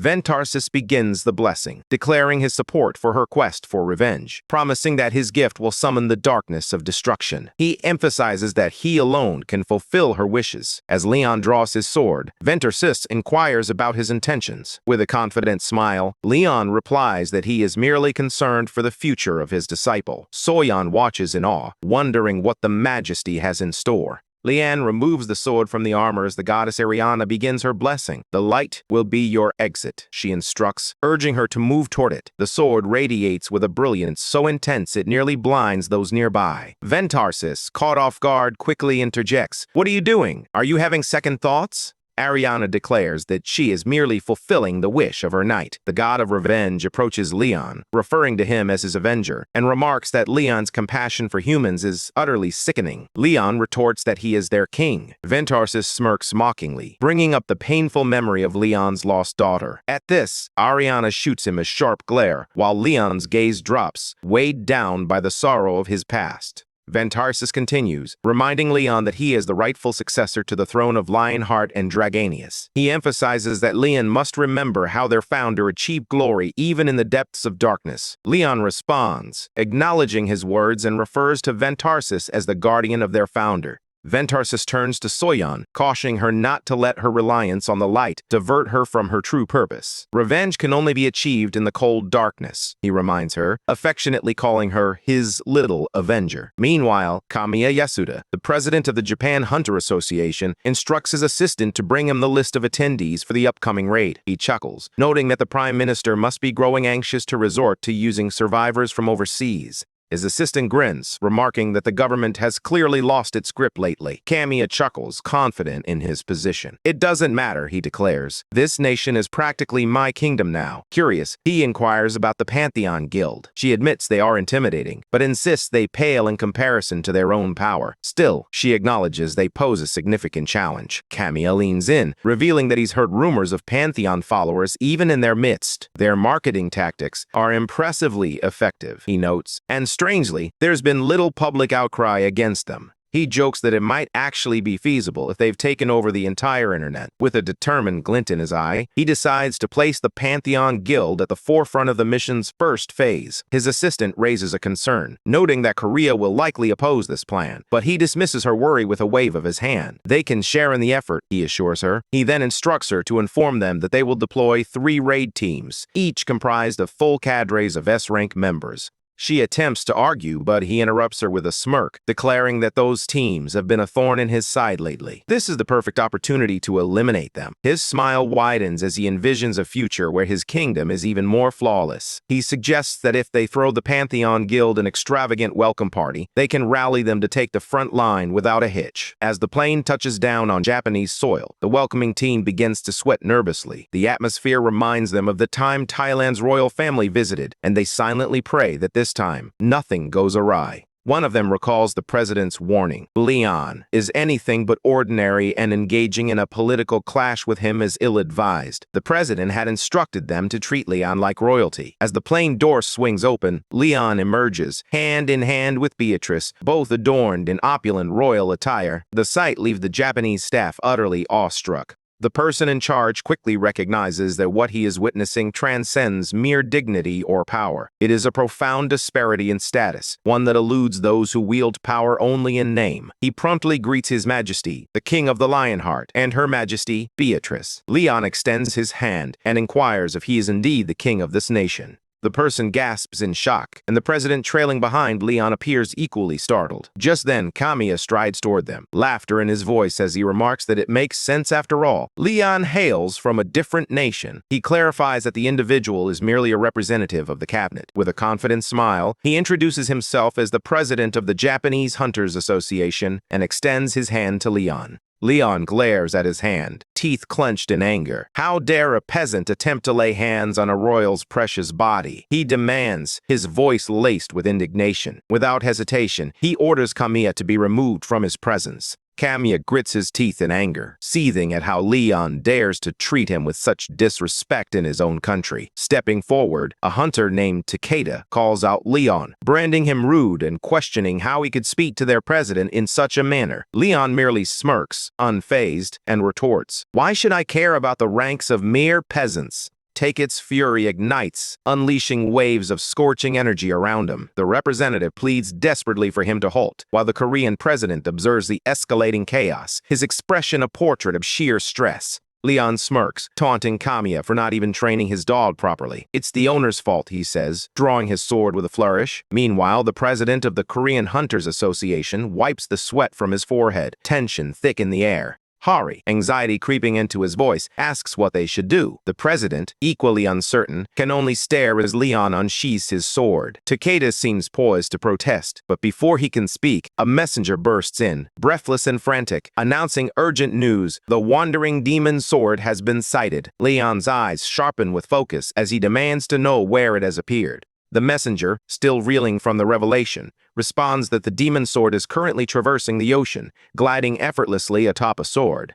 Meanwhile, Cheong-Chi-ho glides across the ocean, riding his sword as it cleaves the sea in two, forging a path to a dungeon that emerges from the depths. A satisfied smile spreads across his face as demons begin to surge forth from the dungeon's maw. With a wide grin, he calls out Soyeon's name, reveling in the chaos. Security swiftly pulls up footage on the screens, revealing the demonic sword triggering a dungeon break at the Dragon Palace gate before disappearing beneath the waves. Kamiya gasps in disbelief, questioning how anyone could initiate a dungeon break. Another guild leader clarifies that the break occurred immediately after the demonic sword passed through the gate. Confusion spreads among Kamiya and the other leaders as they grapple with the sudden appearance of the gate. Then, Leon steps forward, his demeanor calm and collected. "It's not impossible for a gate to manifest," he states. Sensing the urgency of the situation, he offers to share vital information. Turning to Beatrice, he urges her to explain everything. Beatrice steps forward and calls for Sir Yapei, who promptly hacks into all the computers in the room, leaving everyone in a state of confusion and tension. As the screens flicker to life, Beatrice begins her presentation. She explains that approximately 4 weeks ago they conducted a raid on the Western Sea Gate alongside the Federation hunters. During that operation, they started to suspect that something was amiss with the gate, the system, and the quest they were assigned. Their conclusion: gates can be created artificially. Everyone is taken aback, their faces a mix of shock and disbelief. One person voices the concern that this revelation shatters their fundamental understanding of raiding gates. Yet, Leon remains composed amidst the chaos. He asserts that while the truth may have shifted, their mission remains unchanged. With unwavering resolve, he commands everyone to prepare for war, emphasizing the urgency of getting ready for the monster's descent and the need to locate the demonic sword. Kamiya nods in agreement, acknowledging the formidable power of the wandering sword. He believes it's deliberately drawing the attention of the monsters that are sure to arrive soon. With this urgency in mind, they resolve to form a special squad dedicated to countering the demonic sword, ensuring a swift response and quicker assembly in the face of an impending crisis. Leon nods in agreement, entrusting the task to him. With that, the meeting wraps up and the demonic sword raid officially commences. They swiftly devise a strategy. The Japanese Hunters Association will advance toward Wakayama. The Korean Hunters Association will set their sights on Kochi, and the Pantheon Guild will make their way to Miyazaki. The three raid teams swiftly embarked on their missions. Later, the security team updates Kamiya on their successful defense against monsters in Tokushima, Miyazaki, and Wakayama. Impressed, Kamiya commends their swift action, noting it took them only 30 minutes. However, the mood shifts when the personnel report that a giant cannon has fallen from the sky. Concerned, Kamiya reviews the report and reaches out to Takeda for an update on Team 4. Takeda promises to investigate and questions whether their detection device might be malfunctioning. Upon arriving at the scene, he is met with a grim sight. Every member of Team 4 lies dead. A chilling thought crosses his mind. Could the demonic sword have been here? Moving undetected, Takeda quickly informs the security team of the devastating loss, revealing that Team 4 has been completely wiped out. They brace themselves for the implications of this tragedy. As Takeda investigates the massive hole within the carcass of the slain monster, a chilling realization dawns on him. The demonic sword may have concealed itself within the creature, evading detection. Just then, the security team's urgent alert shatters his thoughts. Team 2 has also been annihilated. Takeda stands frozen, disbelief washing over him. Meanwhile, a messenger hurriedly arrives at the Korean Hunters Association with urgent news. The demonic sword has resurfaced. When questioned about the location, he reveals it occurred in Wakayama, where 3 Japanese S-rank hunters have already lost their lives. Takeda is now mobilizing all available teams, with the exception of the Pantheon Guild. Yongwon inquires why they haven't contacted the Pantheon Guild. The messenger replies that their attempts were thwarted when a monster shot down their plane. They quickly redirect their flight toward the designated location. Upon arriving in Wakayama, Takeda expresses his gratitude for their presence. The Korean hunters take a moment to assess the situation. Jin-Soo wonders aloud if their only task was to buy time against the demonic sword. Takeda acknowledges that the demonic sword is far more powerful than they had anticipated. He grimly notes that he would have reached them regardless, as 2 teams have already fallen. The Guildmaster counters, reminding him that they still have 100 A-rank hunters and 9 S-rank hunters on their side. However, before Yongwon can finish his thought, the demonic sword materializes before them, radiating an overwhelming presence. It strides forward, announcing its arrival with chilling confidence, declaring itself the slayer Akasha, the harbinger of cruel massacre and merciless destruction. The S-rank hunters instinctively draw their weapons, questioning if they have ever encountered anyone stronger than the king, as Jiho slowly approaches them. Just then, a voice commands the Japanese hunters to attack, and they swiftly encircle him, ready for confrontation. Takeda reassures everyone, saying there's nothing to fear. After all, no one has ever endured this level of force before. Yongwon desperately attempts to halt the sudden onslaught, but Jiho's snicker sends a chill down his spine. Recognizing that sinister smile, Yongwon shouts for everyone to get out of the way, but his warning comes too late. In a flash, Jiho slices through the A-rank hunters as if they were mere paper. Yongwon stands frozen in shock, unable to comprehend the devastation unfolding before him. Meanwhile, Takeda reflects on how he would have met the same fate if Yongwon hadn't urged him to move. Panic sets in as he begins to back away, eyes wide, just as Jiho approaches, raising his sword for another strike. Suddenly, a glimmer catches Joho's attention, and Yongwon swiftly commands the Koreans to attack. One of the guildmasters lunges at Jiho from behind, but Jiho effortlessly dodges, leaving the guildmaster frozen in disbelief. With a laugh, Jiho taunts them, calling them weak. Just then, thousands of swords come hurtling toward them like a tempest. In a desperate bid to regain control, the Korean guildmaster activates his limitless swords technique, unleashing a cascade of blades that fall like petals in a storm.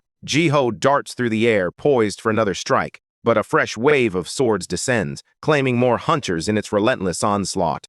Jiho turns to the Guildmaster, questioning whether this is the same opponent they faced last time. The Guildmaster nods, recalling their previous encounter in Ulsan, but notes that this time, the foe has undoubtedly grown stronger. Meanwhile, one of the healers rushes to Takeda, panic etched across her face. She desperately attempts to heal him, but cries out in distress, revealing that something is terribly wrong, something she has never encountered before. Yongwon examines the aftermath and realizes that multiple debuffs are stacking on their team. team. He lets out a deep sigh, recognizing that this isn't their only concern. Jiho might even be on par with the Archduke Demon Rakchar, or perhaps even stronger. With a cold laugh, Jiho cuts through the tension, urging everyone to stop worrying about the odds. Focus on the attack, he commands fiercely. We must kill him here. As Jinsu steps forward to confront Jiho, the demonic swordsman lets out another chilling laugh, remarking that he recognizes Jinsu's face all too well.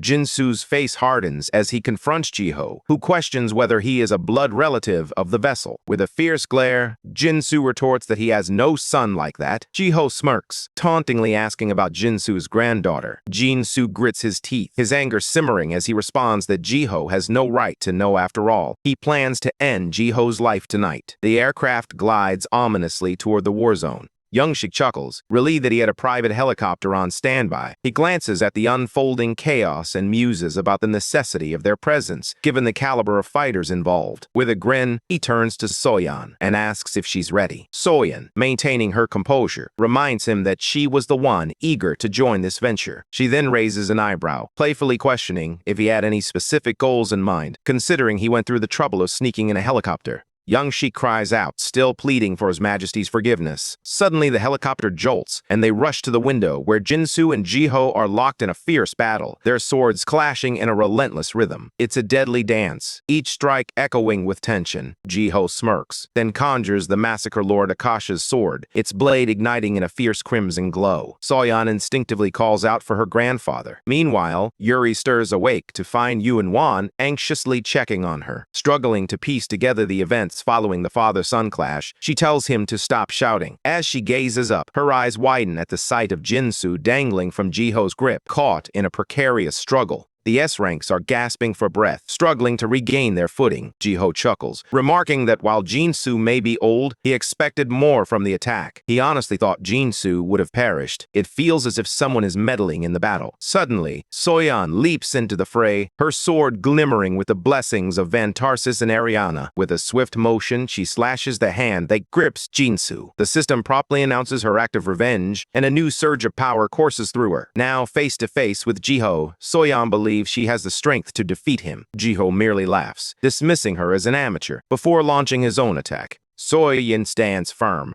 resolutely blocking his strike. Jiho recognizes the strength of her divine power, recalling how countless comrades have fallen before it. Yet, he dismisses her, declaring she is neither a knight nor an orc. With a single forceful strike, he sends her sprawling backward. Standing over her, he coldly asserts that she is nothing. Meanwhile, Youngshik rallies his people, urging them to protect Soyeon for the honor of the Lionheart. They charge at Jiho, but he swiftly pivots, unleashing a wave of crimson energy that ripples through the air. Shock washes over Youngshik's face as he and his comrades, along with Soyeon, are thrown back by the force of the blast. Jiho scoffs, remarking that even a dog tucks its tail when it sees a tiger. He taunts them, declaring their foolishness for daring to fight an immortal. Suddenly, Youngwon bursts into laughter, finding the situation absurd. He points skyward, declaring that before the true man, they are all mere mortals. Jiho turns to see Leon descending on his Pegasus, radiating light like the sun itself. Long ago, there existed a world safeguarded by gods, where kingdoms thrived under the protection of valiant knights. These knights had become a thorn in the side of the immortal demons lurking in the shadows. The knights wielded divine laws to defy the very fabric of nature, vanquishing evil in their wake. In response, the demons conspired to bring them down. 4 of the 7 lords were summoned, commanding 6 archdukes and 87 great demons, all leading an army of 10 million troops. They invaded the realm of the gods, and in the end, they triumphed, laying waste to most of that world. The only forces remaining were the valiant army of knights, poised for their final stand, and the orc horde, reveling in the chaos of war as if it were a grand festival, leaving destruction in their wake across the east. Meanwhile, Akasha had been dispatched to another world, unaware of the cataclysmic conclusion of the conflict. But now, he will come to understand just how fortunate he was back then. Jiho taunts him, declaring that Leon has the audacity to call himself the hope of this world. Anger ignites in Leon's eyes as he retorts, "How dare you call me by my name?" Without hesitation, he strides toward Jiho and delivers a powerful punch to his face, sending him crashing to the ground. The guildmasters watch in stunned silence, while Takeda wonders how Leon managed to knock out the Archduke Demon with just a single blow. Meanwhile, Soyan rushes over to Jinsu, helping him to his feet. Jiho, still smirking, insists that Leon is merely a mortal and begins conjuring a barrage of debuffs against him. Jinsu, feeling a knot of anxiety in his stomach, thinks to himself that even his majesty might struggle to overcome such a mountain of debuffs stacked against him. Leon strides toward Jiho, each step resonating with the weight of historical legacy as he begins to conjure even more formidable buffs. Jinsu watches in astonishment, understanding that Leon possesses a power beyond what any ordinary demon or human could ever attain. He is a legend of overwhelming might. As they stand face to face, Jiho bellows that he embodies the destruction of all life. Leon, however, remains unfazed, calmly asserting that he is the harbinger of Jiho's destruction alone. They clash, pouring every ounce of strength into their battle. Meanwhile, in the congested streets of Japan, cars are tightly packed together and a restless crowd begins to stir, demanding answers about when the roads will finally reopen. The control team continues to reassure them that it will just take a little more time. An impatient man, growing increasingly anxious as the news remains silent, turns to his wife and suggests, "Maybe we should just walk." But before he can finish his thought, a loud bang reverberates through the air outside. Instinctively, the parents rush to shield their child, anxiously asking if he's all right. Haruto, the young boy, gazes out the window and excitedly tells his parents, "Look, there are people fighting in the sky." His father glances up, a mix of curiosity and concern crossing his face. Are they even human? He wonders aloud. Meanwhile, chaos unfolds in the city as two formidable beings clash above, their fierce battle shaking the very foundations of the buildings and sending waves of panic rippling through the streets below. With a wild laugh, Jiho charges toward Leon, ready to unleash his next attack. Leon calmly activates the Divine Sword opening, proclaiming that the Divine Sword of Extreme Radiance will never accept despair. Upon completing a quest, 3 sacred items are bestowed: armor, a magic spear, and the Holy Sword of Radiance. This raises an intriguing question. What exactly is the Grail Guardian's Holy Sword? The Grail Guardian, inheritor of the Heart of the Lion, ascended to demigod status to safeguard the Holy Grail. Yet the Lionheart King does not merely embody divine power. He executes the will of the gods. His sword, forged by Hedo, tempered in the flames of Patos, and infused with the light of Ariana, is further blessed by numerous deities. Lionheart strikes the monster with a holy sword, its brilliance radiating like the pinnacle of light. Caught off guard, the monster snarls in disbelief, questioning how a mere human can contain so many gods within him. Desperate to end the battle before it spirals out of control, the creature unleashes its fury. Yet, the glory of the lion remains eternal, unyielding in the face of darkness.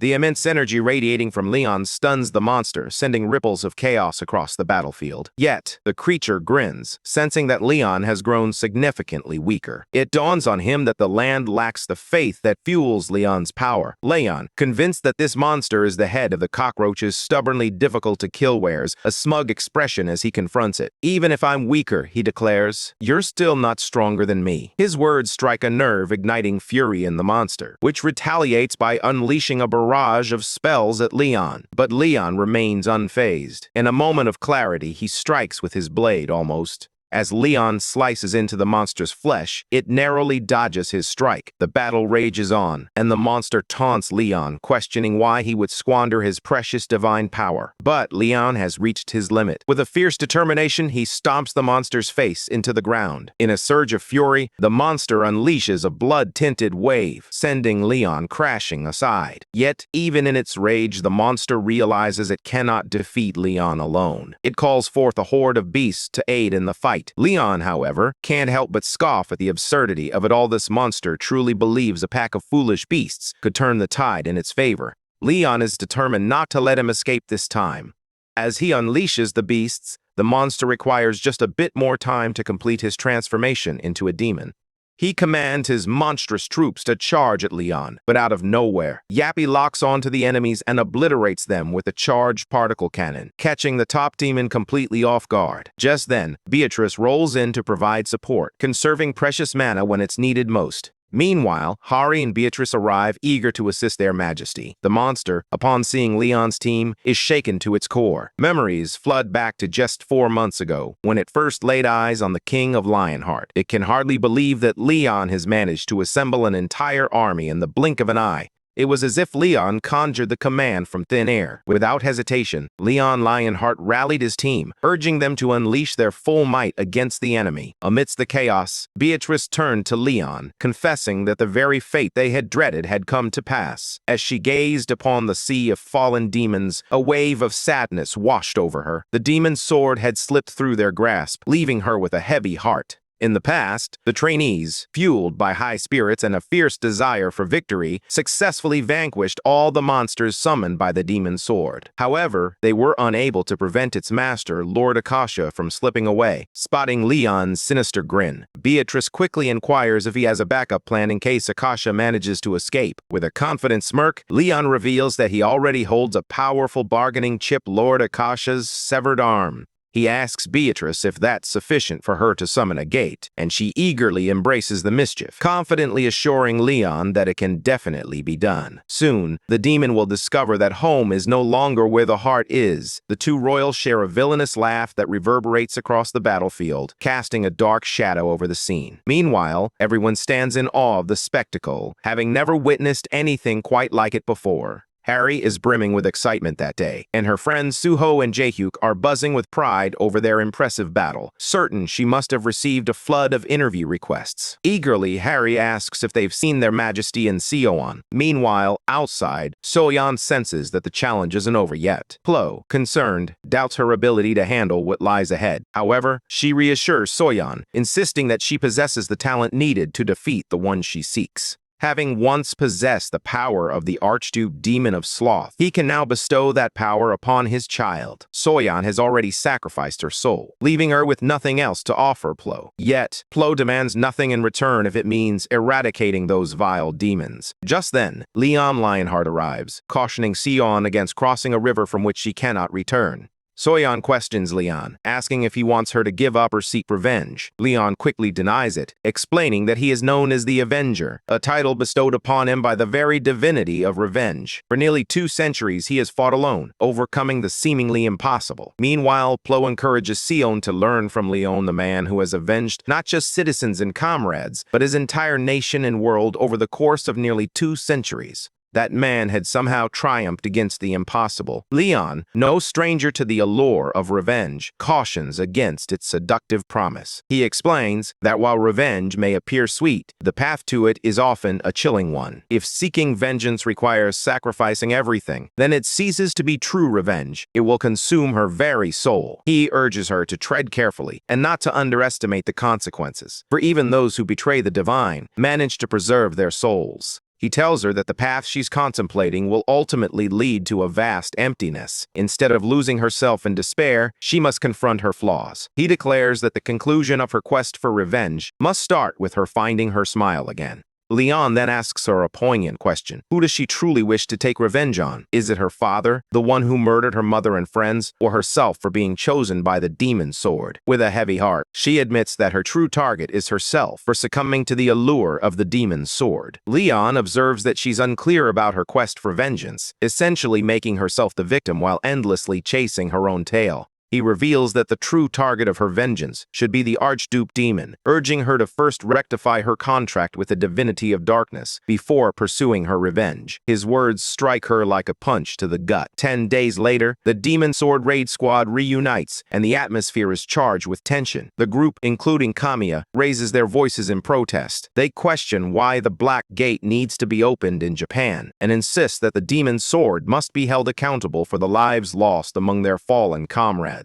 However, more and more people find themselves siding with the Pantheon Guild. As the supposed architects of Japan's future, they struggle to comprehend how Pantheon could so callously abandon their own nation's hunters for the sake of profit. This man is determined to make the demon sword pay for every life it has claimed, and to reveal the true nature of Pantheon. He is eager to witness how the Lionheart King will navigate the chaos within the gate. As they step inside, the horrifying scenes chill them to the bone. Leon, driven to the brink of madness, is ready to gather every last one of them and force them into servitude. The stage is set, and anticipation hangs in the air as everyone awaits the performance of the King of Lionheart and the Pantheon Guild. A couple of hours ago, the atmosphere shifted dramatically in the Demon Sword's territory. Suddenly, a crimson window appeared, announcing that they had crossed into the Massacring Lord's domain, causing all stats to plummet to 80%. Shock rippled through the crowd as they grappled with the overwhelming downgrade.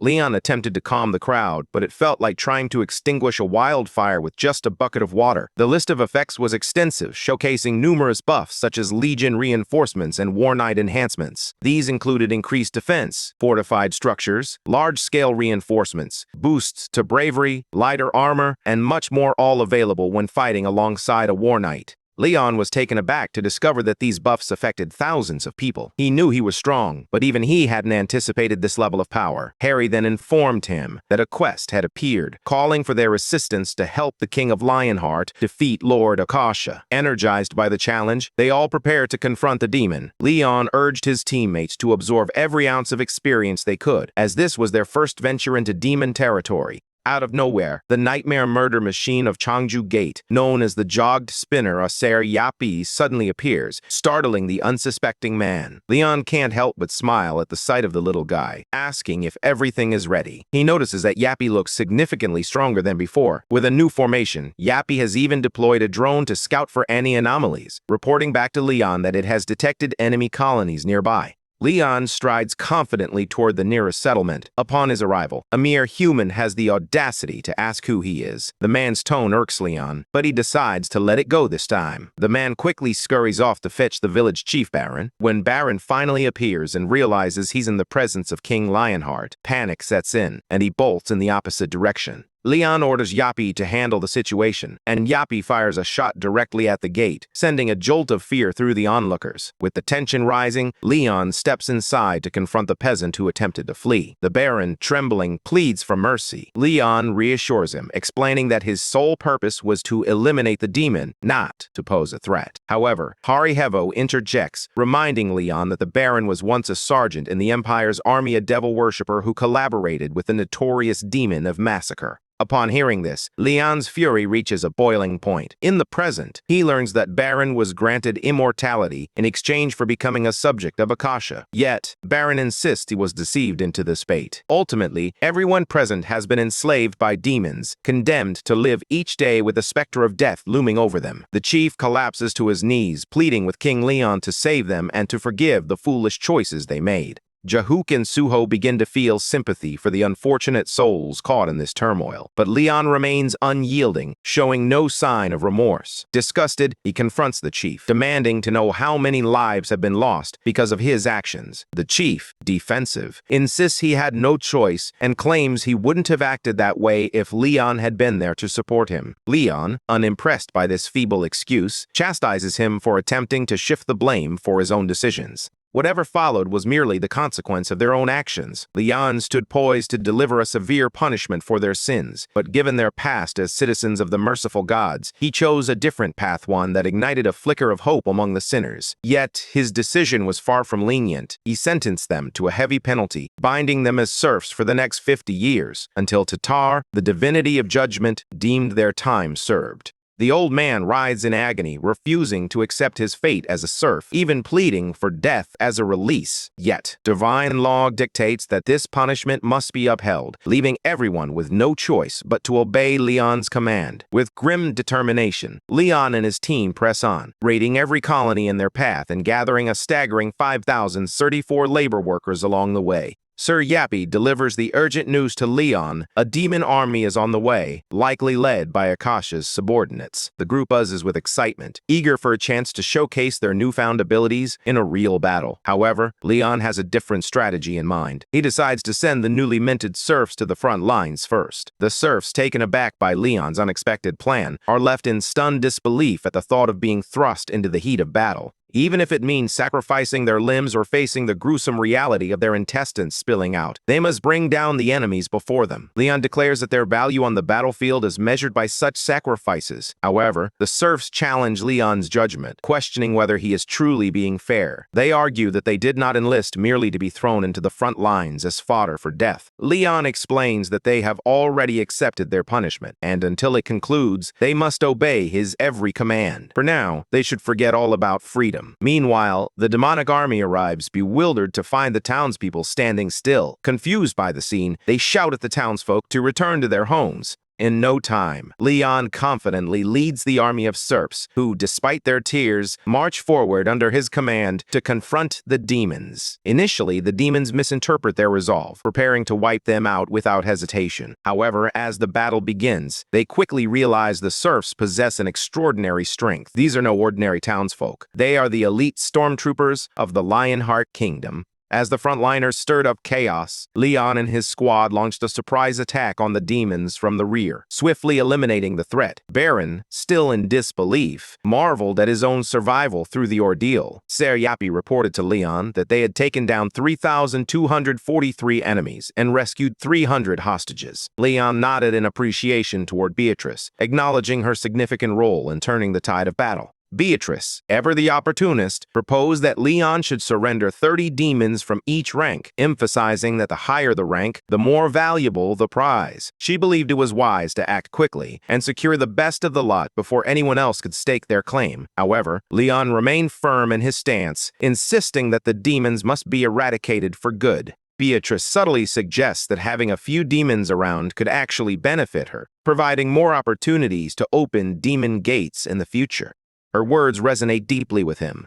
After pondering for a moment, Leon begins to warm up to the idea of hunting down even more demons. Just then, the black-haired man approaches with a request, mentioning that they need a few demons as well, given the sacrifices they've made. Leon, however, declines the request, questioning whether they can truly resist the demons' temptations. The guy isn't entirely convinced, but Leon ultimately agrees to let them take 3 demons that he has personally repaired. He leans into the cage, searching for the best candidates for the guys to toy with. Just as one small demon begins to hurl empty threats, Lionheart swiftly silences him with a quick chop, leaving no room for bravado. Leon cautions them about the demon's manipulative temptations, but he believes that his healing might mitigate some of its influence. He hands them 1 demon immediately, promising to eliminate the rest 2 days after their return and properly mend the others. As they begin strategizing their assault on the fortress, the black-haired man questions whether Leon intends to throw the serfs into the front lines once more. He makes it clear that they have already lost around 20 men, but then he drops a bombshell. They actually lost 900 in the last battle, leaving Leon utterly stunned. Leon quickly asks if that number includes the serfs, and in that moment, the black-haired man realizes just how dire humanity's future has become. Meanwhile, Lord Akasha receives the grim news that his call for help went unanswered. He no longer possesses the authority to command.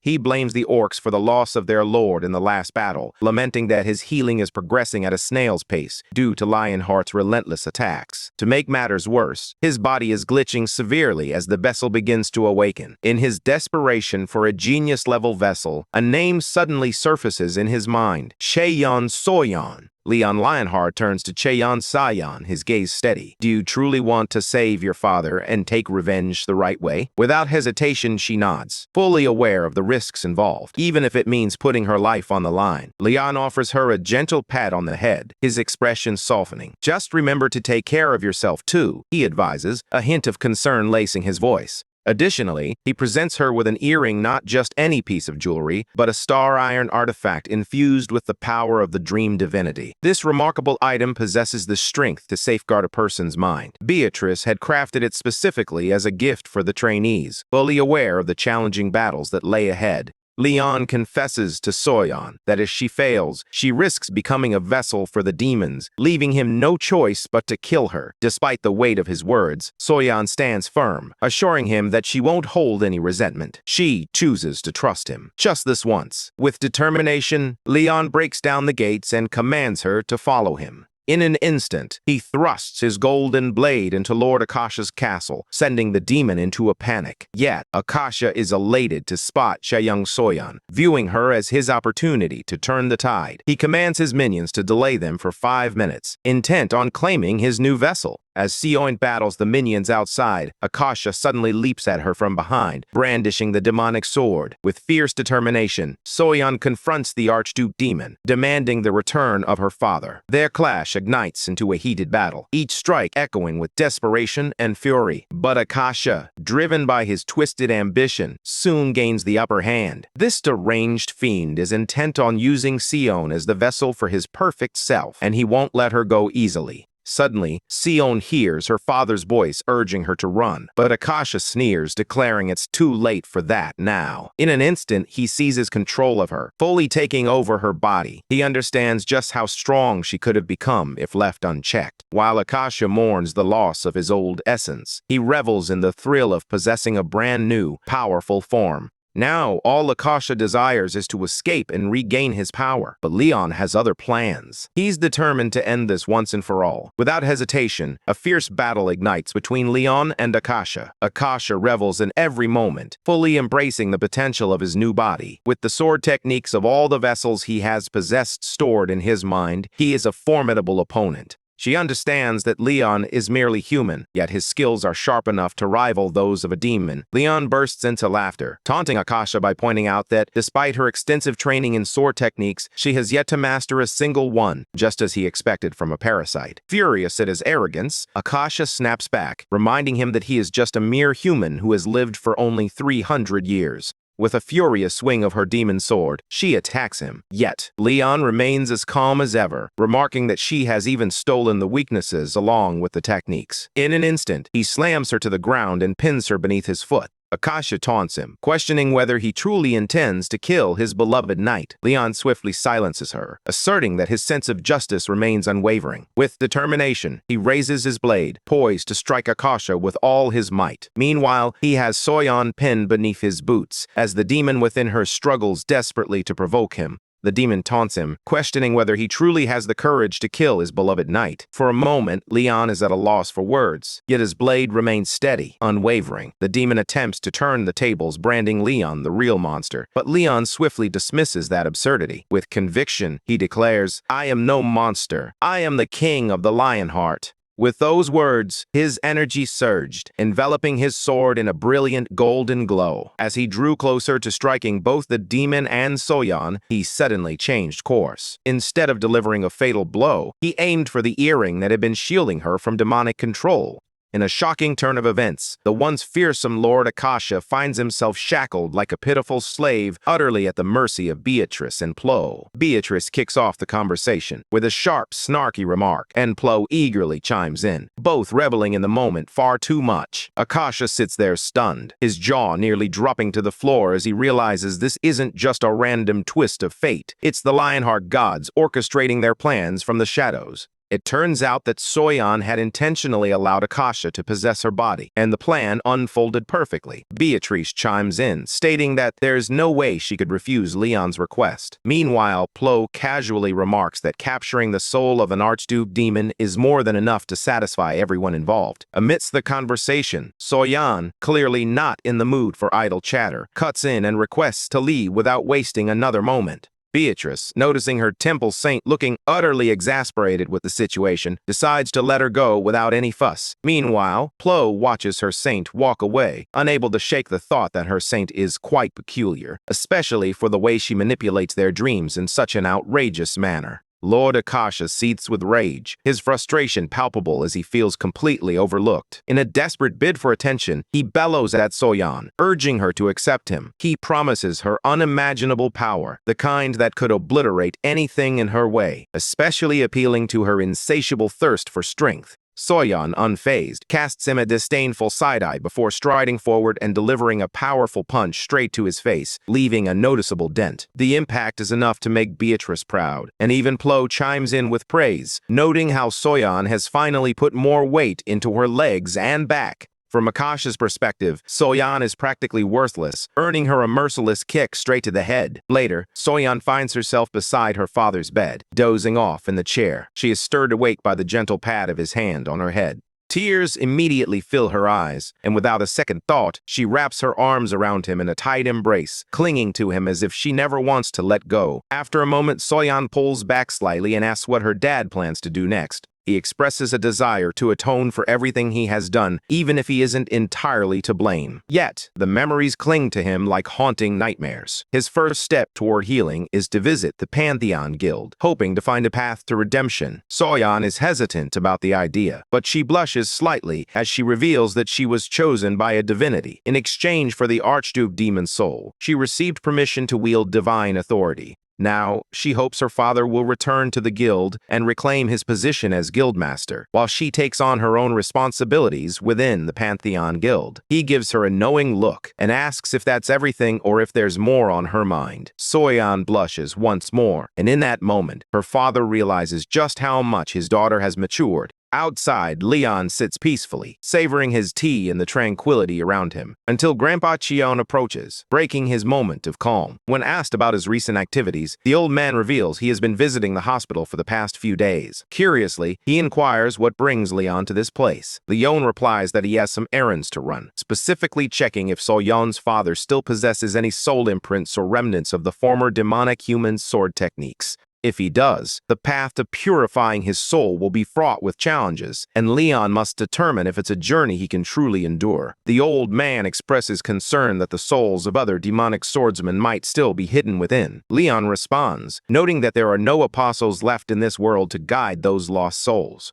Upon hearing the gravity of the situation, the old man bows deeply, expressing his heartfelt gratitude to Leon for rescuing his son and granddaughter, Soyeon. He promises to do anything His Majesty requests in return. Leon, however, responds with a calm demeanor, stating that he wouldn't mind having an extra hand in eradicating evil from the world. Grandpa Cheon is eager to swear brotherhood with Leon for the greater good, even offering to let Leon take the title of elder. This stings Leon slightly, as the old man's societal standing hardly qualifies him to be called a brother. With pride, Grandpa Cheon declares himself a member of the 37th generation of the esteemed Cheon family. In response, Leon playfully suggests that, if he truly wants to be considered his brother, perhaps he should convert to their faith. Grandpa Cheon readily agrees, even planning to bring along other guild members for the conversion. However, Leon hesitates when it comes to the sword brotherhood aspect, feeling that convincing the old-timers will be a challenge. After a moment, Grandpa Cheon inquires if Leon intends to leave. Leon simply replies, urging him to enjoy the reunion after 4 long years apart.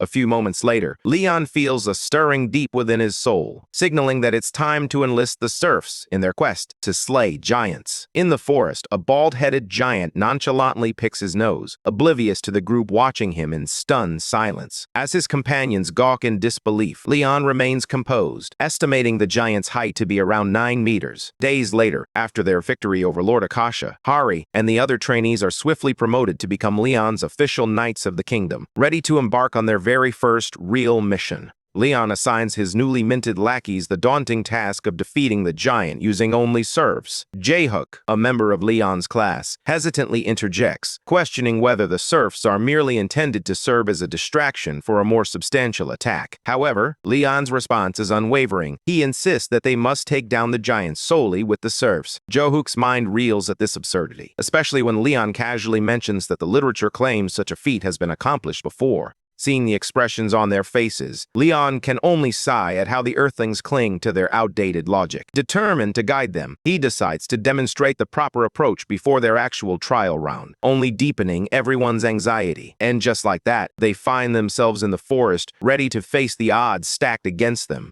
Soho's mind is preoccupied with doubts, pondering that the serfs are likely no more than D-rank hunters at best. Just then, the audacious Serf Bill, attempting to project confidence, turns to Leon and asks how they plan to pull this off. Leon, momentarily lost in thought, begins to read aloud from Socrates' theory. He explains that if a giant's health is approximately 3,000 and a serf armed with a dagger has an attack power of just 1, then if the serfs strike 1,000 times, they could indeed inflict damage on the giant. With 2,000 strikes, he would bleed out, and 3,000 strikes would surely bring him down. Leon couldn't help but smirk. It was actually a pretty solid plan when you looked at it from the right angle. If each serf managed to stab the giant at least 6 times, the colossal brute was bound to hit the ground. Meanwhile, Bill stood frozen, like a fish out of water, utterly stunned by the audacity of it all. Even now, Leon is deep in thought, calculating how 500 people might manage to deliver a staggering 3,000 stabs in total. If they fail, it could very well mean their doom. The onlookers behind him are left speechless, coming to the grim realization that their so-called king might be leading them straight to the slaughterhouse. Bill, in particular, understands that this moment is likely fate catching up to him after his 50-year quest for atonement. Without a moment's hesitation, Bill charges forward like a wild beast, determined not to become Leon's plaything. Just then, J-Hook notices a sudden 20% buff for all serfs. In an instant, Bill's overconfident sprint backfires spectacularly as the giant, faster than anyone anticipated, crushes him like a mere insect. Leon and his crew stand frozen, their jaws nearly hitting the ground in disbelief. Leon can hardly fathom that this incompetent fool didn't manage to land a single blow. Suddenly, J-Hook urgently informs Leon that their buff has inexplicably surged from 20 to 20.001%, leaving everyone bewildered. In that moment, Leon connects the dots and realizes that this so-called Bible's 20% buff indicates the giant has absorbed a staggering 200,000 units of blood. Leon erupts into a madman's laughter, reveling in the mysterious power bestowed upon him by Sir Gratis. When the moment for explanations arrives, he simply gestures to the group, offering them a stark choice: either face their demise or take down the giant if they wish to survive. After a grueling struggle, the group miraculously manages to bring the giant crashing down, though the victory comes at a heavy cost, claiming the lives of several brave souls in the process. This victory significantly empowers the serfs, boosting their attack power against giants by an astonishing 20.0044%, and this enhancement is now permanent. Leon closes the book with a sense of satisfaction, reflecting on the immense effort Sir Gratis must have invested blood, sweat, and tears into crafting this masterpiece. Meanwhile, Hari and J-Hook stand in stunned silence, their jaws nearly grazing the ground in disbelief. Hari, aware of the 50-year repentance period imposed on the serfs, hesitates before asking if it's truly right to condemn them to such meaningless lives. Without missing a beat, Leon responds that God must admire her innocence, momentarily flustering her. However, he quickly shifts the tone, bluntly stating that Lionheart's serfs are not like ordinary humans. To drive his point home, Leon seizes an old serf and begins to torture him, demanding a confession of the sins he committed when he was still human. Without further ado, the old man confesses to a series of horrific crimes. He killed a man, violated his wife and daughter, devoured their flesh, and offered their remains to demons. Leon, with a chilling curiosity, probes further, asking which of these heinous acts the old man enjoyed the most. The response is chilling. The old man viciously admits to sacrificing young children as offerings to the demons of massacre, relishing the experience with a twisted sense of pleasure. Leon is hurt enough. With a powerful kick, he sends the old bones flying, delivering a harsh reality check to everyone present. J-Hook and Suho are ignited with fury, eager to send the old freak straight to hell in that very moment. Meanwhile, Leon reflects on the nature of humanity, explaining that even those capable of good can still commit evil, rendering them undeserving of life. The reason they are given a chance to repent is that they are not demons yet. In addition, Leon promises his knights 500 serfs each and presents a formidable challenge. Whoever defeats the giant with the least amount of damage will earn the title of Knight Captain. While this proposition sends the serfs into a frenzy, the final results eventually come in. Not one to take bold risks, Hari successfully kept 88 serfs alive, while J-Hook's ineffective orders led to chaos, leaving him with only 32. Next was Suho, but it was clear this mission wasn't suited for him. His blessing simply wasn't the right fit for commanding serfs. Meanwhile, Soyeon emerged victorious, managing to protect 154 serfs. On the battlefield, she approached a young lad and asked if he intended to seek revenge for the person who had just fallen before him. The poor guy trembled like a leaf while Plo eagerly zeroed in on a target for revenge, collecting souls to strengthen himself. Back in class, Leon surveyed the final results with satisfaction and officially appointed Sean Soyan as the Knight Captain. He praised her effective approach to executing revenge contracts involving the serfs. When asked about his thoughts, Leon expressed his pride in her, prompting Soyan to break into a genuine smile. Leon suddenly turned to Suho, revealing that Sir Gratis had devised the Surf Challenge to reduce their numbers. However, Suho's blessing of light was never intended to control them. With a grin that could send shivers down anyone's spine, Leon confidently remarked that Suho had a remarkable talent for leading the serfs straight into the lion's den. Leon is even prepared to reward him with additional serfs to keep things moving. This completely throws Suho off balance. And just like that, Leon bursts into laughter, a sound that seems to echo endlessly. Meanwhile, at the Pantheon Naju, Leon and Demir Adal find themselves deep in thought, observing the seedling from Gunrar, which has inexplicably stopped growing. Demir noted that nurturing a treeman seedling in this unfamiliar environment was no simple feat. Leon pondered whether the issue lay with the soil itself. Demira confidently asserted that the land bore her blessing, but speculated that the disparity in divine power could be the real challenge. With that insight, Leon decided to infuse the treeman seedling with Lionheart's magic. Demira considered that the properties at play might be a crucial factor in their endeavor.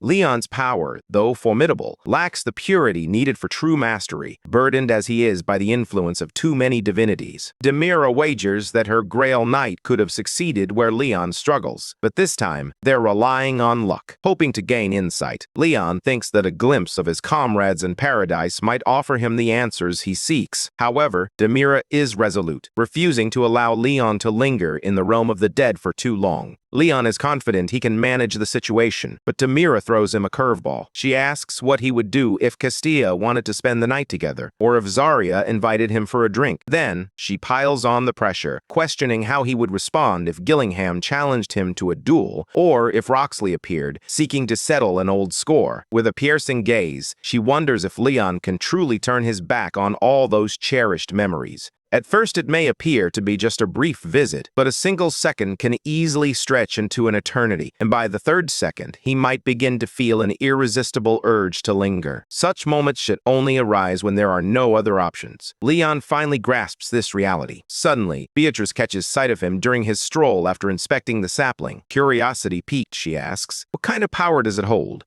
Leon reveals that this sapling is a gift from his old friend, Gunrar, the Sage of the Woods. He explains how Gunrar dedicated his life to nurturing this seedling, which will eventually grow into a saint tree, the very heart and soul of the forest. This is the sole way the treeman can bring new life into the world. With a wistful gaze, Leon expresses his hope for Gunrar's people to flourish in this land. The saint tree stands as the cornerstone of the Temple of Ermin, embodying the divinity of forest and tree. However, this means that the goddess Demira cannot descend and plant her feet upon the earth here. When Beatrice inquires about this, Leon explains that if Demira were to come down in all her divine glory, her power would be so overwhelming that it could wipe most demons off the map. Beatrice believed that divine strength stemmed from the size of one's faith. However, Leon argued that it actually hinges more on the nature of the god itself. Take, for instance, the lion heart within him, a saint tree that generates divine power effortlessly. This tree serves as an impenetrable barrier against demons, radiating a cleansing energy that repels any corrupted creature bold enough to draw near. It's no wonder that demons steer clear of the saint tree.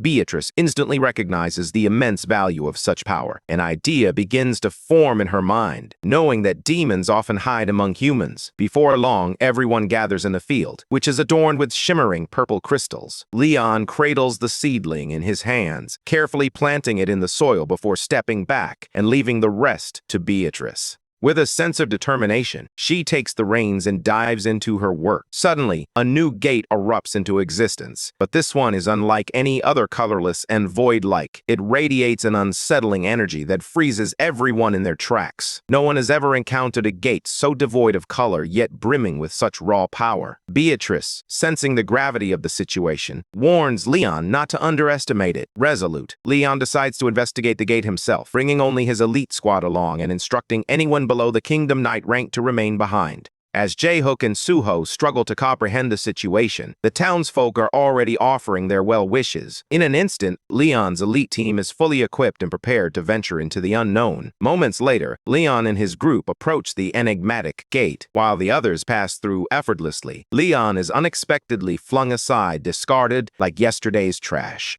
From the very start, something feels amiss about this gate, and even those below the Kingdom Knight rank can sense it deep in their guts. It turns out this is a fluctuating gate. Leon can smell trouble from a mile away when it stubbornly refuses to let him in. Suddenly, the realization hits him like a ton of bricks. A copy of himself is already inside the gate, actively rejecting his entrance. Aside from that, Kanhari and the others manage to slip inside without a hitch. However, when she turns to check on Leon, he's nowhere to be found. Panic washes over her. This can't be happening again. But Beatrice quickly deduces that Leon must have been unable to enter for some reason. She decides to abandon the entire plan and get everyone out to uncover what's really happening. To their astonishment, they discover that there are individuals capable of manipulating the gates. Just then, Jae-hook shouts that the gate is mere seconds from closing, sending everyone into a frenzy. Beatrice senses a shift in the gate's energy, as if it's on the brink of being consumed entirely. To make matters worse, Beatrice struggles to identify the strange mana emanating from the gate. Unfortunately, she can't hold on any longer and watches helplessly as the gate vanishes into thin air. Hanhari's heart races in panic at the sight of Queen Beatrice coughing up blood. It becomes clear that Beatrice's mana flow has been reversed in her desperate attempt to control the gate.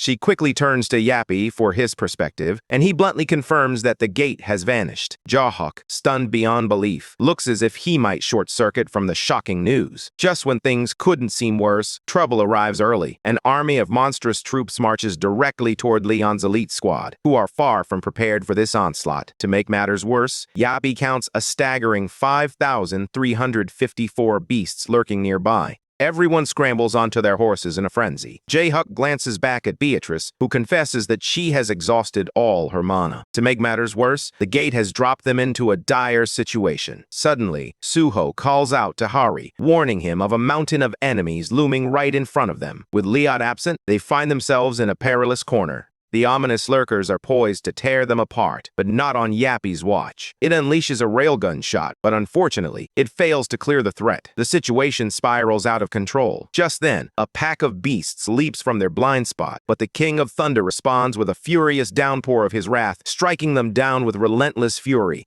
Suddenly, an entire army loyal to the King of Thunder bursts onto the scene, ready to restore order and enforce divine military law. Their tightly organized charge plows through the monstrous horde, undeterred by their numbers. The leader, with an air of nonchalance, notes the powerful divine energy emanating from the area, though he confesses he doesn't recognize any of the individuals present. He then introduces himself with a flourish. "I am Gillingham, God the Grail Knight of Ultima, the god of heaven and thunder." For the moment, he suggests they find a safer location. Later, gathered around the bonfire, Gillingham cuts to the chase and asks who they truly are. He turns to the Knight of the Divinity of Steel and the blacksmith, noting that he senses a divine power akin to Sarantak. Beatrice steps forward to explain that they traveled directly from the frontiers due to escalating concerns, but their journey was hindered by the demons. Beatrice inquires about the true nature of the situation. Sensing he can trust them, Gillingham reveals the troubling news. Sir Vulcanus has vanished, and the Archduke of Greed has begun to sow chaos following the battle at the Landolkey Plains. Demons are now advancing deep into the kingdom. He also mentions that the Lionheart King has rallied elves, tree men, dwarves, and other worldly beings to unite against this growing threat. The demon invasion rages on, and the knights are tirelessly gathering the kingdom's survivors. Beatrice quickly realizes the severity of the situation and urges Hari to discreetly check the quest window, careful not to attract the attention of any knights. As Hari peeks, he gasps and exclaims that all the worlds are blocked off, deepening their crisis. Meanwhile, Gillingham reflects on his treatment of his brothers and sisters during their long journey, acknowledging that he hasn't been as kind as he should have been. He promises them a chance to rest until dawn. As morning breaks, Hari and the others set out, their breath taken away by the sight of a magnificent castle rising majestically before them. Gillingham proudly welcomes them to the last shrine of humanity, the Pantheon, leaving them in awe as they realize they are about to meet the legendary Lionheart King they had only heard whispers of. It is now the 63rd year of Leon Lionheart's reign. A formidable demon Malice had emerged, but by the following year it was nothing more than a memory. Yet, the demon art of chaos would ultimately seal Leon Lionheart's fate. In a clash of unimaginable scale, 980,000 demon worshippers faced off against 1,330,000 soldiers, with the fate of the Empire resting in the hands of its 13 electors. Among the fallen were Manon, the Grail Knight of the divinity of sea and waves, and Killian, the Grail Knight of the goddess of life and fertility. The battle claimed around 30,000 knights from the 14 kingdoms, along with a staggering 270,000 soldiers and 10,000 knight-errants. In total, 22,700 lives were lost from both the Empire and the Kingdom. During the winter of the 66th year, the second raid against the demon army unfolded, resulting in the Empire's devastating fall, the destruction of the Elven Forest, the massacre of the Mountain Dwarves, and the collapse of the East Sky Kingdom. The Lionheart Kingdom lies in ruins, with only 1 out of 10 regions still intact. In the 85th year of King Leon Lionheart's reign, the kingdom descends into decline, and the legendary knight finally ascends to the Pantheon. Meanwhile, J-Hook and Suho lend their support to the remaining soldiers. As they work, Beatrice and Hari ponder their uncertain future. Beatrice recalls Sir Gillingham's words about Leon's promised return after the battle, leaving their plans unchanged for the time being. Determined to uncover Sir Gunrar's secret of seedlings, she sets her sights on visiting the sages of the forest. Meanwhile, Yapi takes on the responsibility of patrolling to gather valuable intel, while Hari contemplates whether she should lend a hand like her brother. Not long after, Hari finds herself dismissed from the labor work, surprised to discover just how elevated the Saintess's status truly is. Undeterred, she continues on her path, likely making her way toward the temple.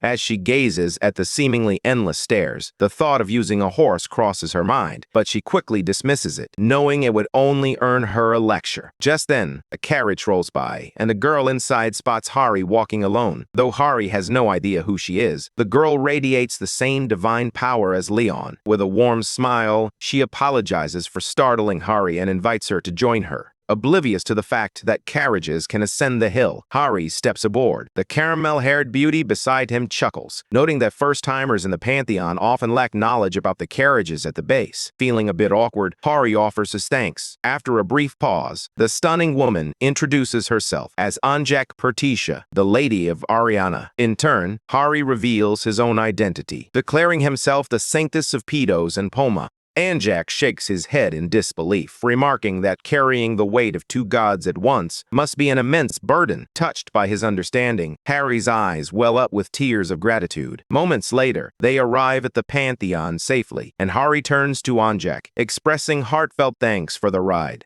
However, Anjak insists on accompanying her inside. As the soldiers greet Anjak with reverence, calling her the Great Saintess, Hari's jaw drops in shock. In an instant, she bows deeply, startling both Anjak and her soldiers. Anjak quickly reassures everyone that they are all equal under the gods. This moment triggers a memory for Hari, reminding her of how Leon constantly drilled into her that everyone else was beneath him. When Anjak inquires about what's troubling her, Hari reveals how Leon has meticulously maintained the social order. Upon learning that Hari has a personal connection with Leon, Anjak deduces that she must hail from a prominent temple. There's no doubt in her mind. She can sense a powerful divine energy simmering within Hari. As Hari grapples with the revelation that Anjak holds a high-ranking position, Anjak unexpectedly turns to her with a request. She wants Isabel. A nearby maid quickly interjects, informing them that Isabel is in her room, absorbing moon energy. Anjak instructs everyone to prepare for the ritual and urges them to remain calm. The news sends a wave of excitement through the maids, sparking their hopes that their king is returning in triumph. Anjak, however, quickly urges them to focus, reminding them to care for the weary king who has been out there vanquishing countless evils. This revelation strikes a chord with Hari, who begins to suspect that it might be Leon from the past, summoned by the gate. Curiosity piqued, she wonders how he will behave upon his return. Without hesitation, Hari follows Anjak.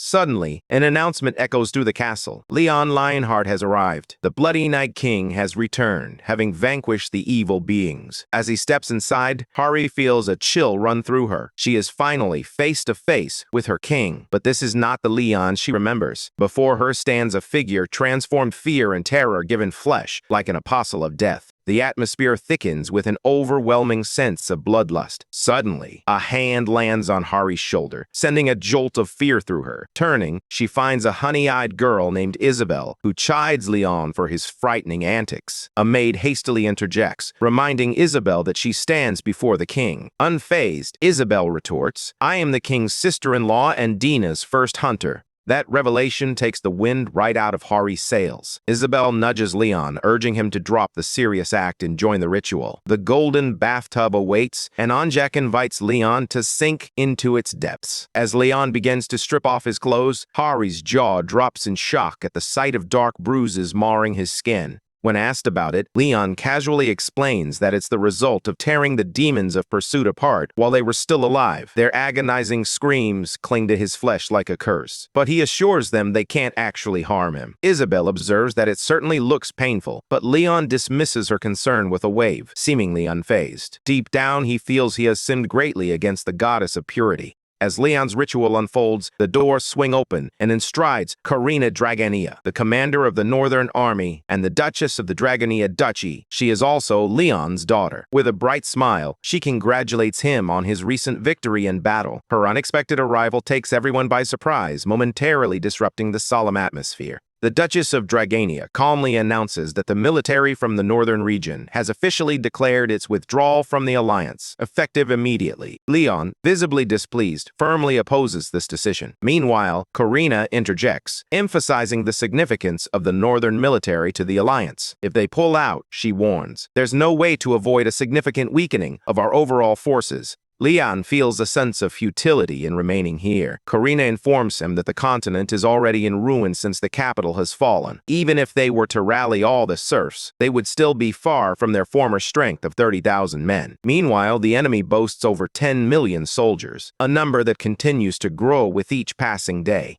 Driven by desperation, Karina musters the courage to ask the War Knight, the one who commands all the knights and serves as the agent of Pantheon, whether they truly stand a chance of winning this war. Leon, taken aback, demands to know what she is suggesting. With a heavy heart, Karina reveals the grim reality. The duchy lies in ruins, reduced to ashes following the empire's collapse. 30,000 men have been left homeless, their families shattered. She also reveals that she is carrying a child and shares that everyone is still struggling in the northern region. This fuels her determination for vengeance. She believes they all deserve it, even if she can't slay every demon herself. She vows to eradicate every last demon that has insulted the fallen and dared to claim their land as their own. Leon, feeling the weight of her words, hesitantly asks if Karina resents him for targeting the enemy's main forces instead of focusing on protecting the duchy. To comfort him, Karina reassures Leon that he acted as he needed to, emphasizing that the entire kingdom holds greater importance than just the duchy. When he inquires further, Karina reveals her thirst for vengeance by exposing the mark, a powerful testament to her resolve. The shocking revelation leaves Leon utterly stunned, his face contorting with an indescribable mix of disgust and disbelief.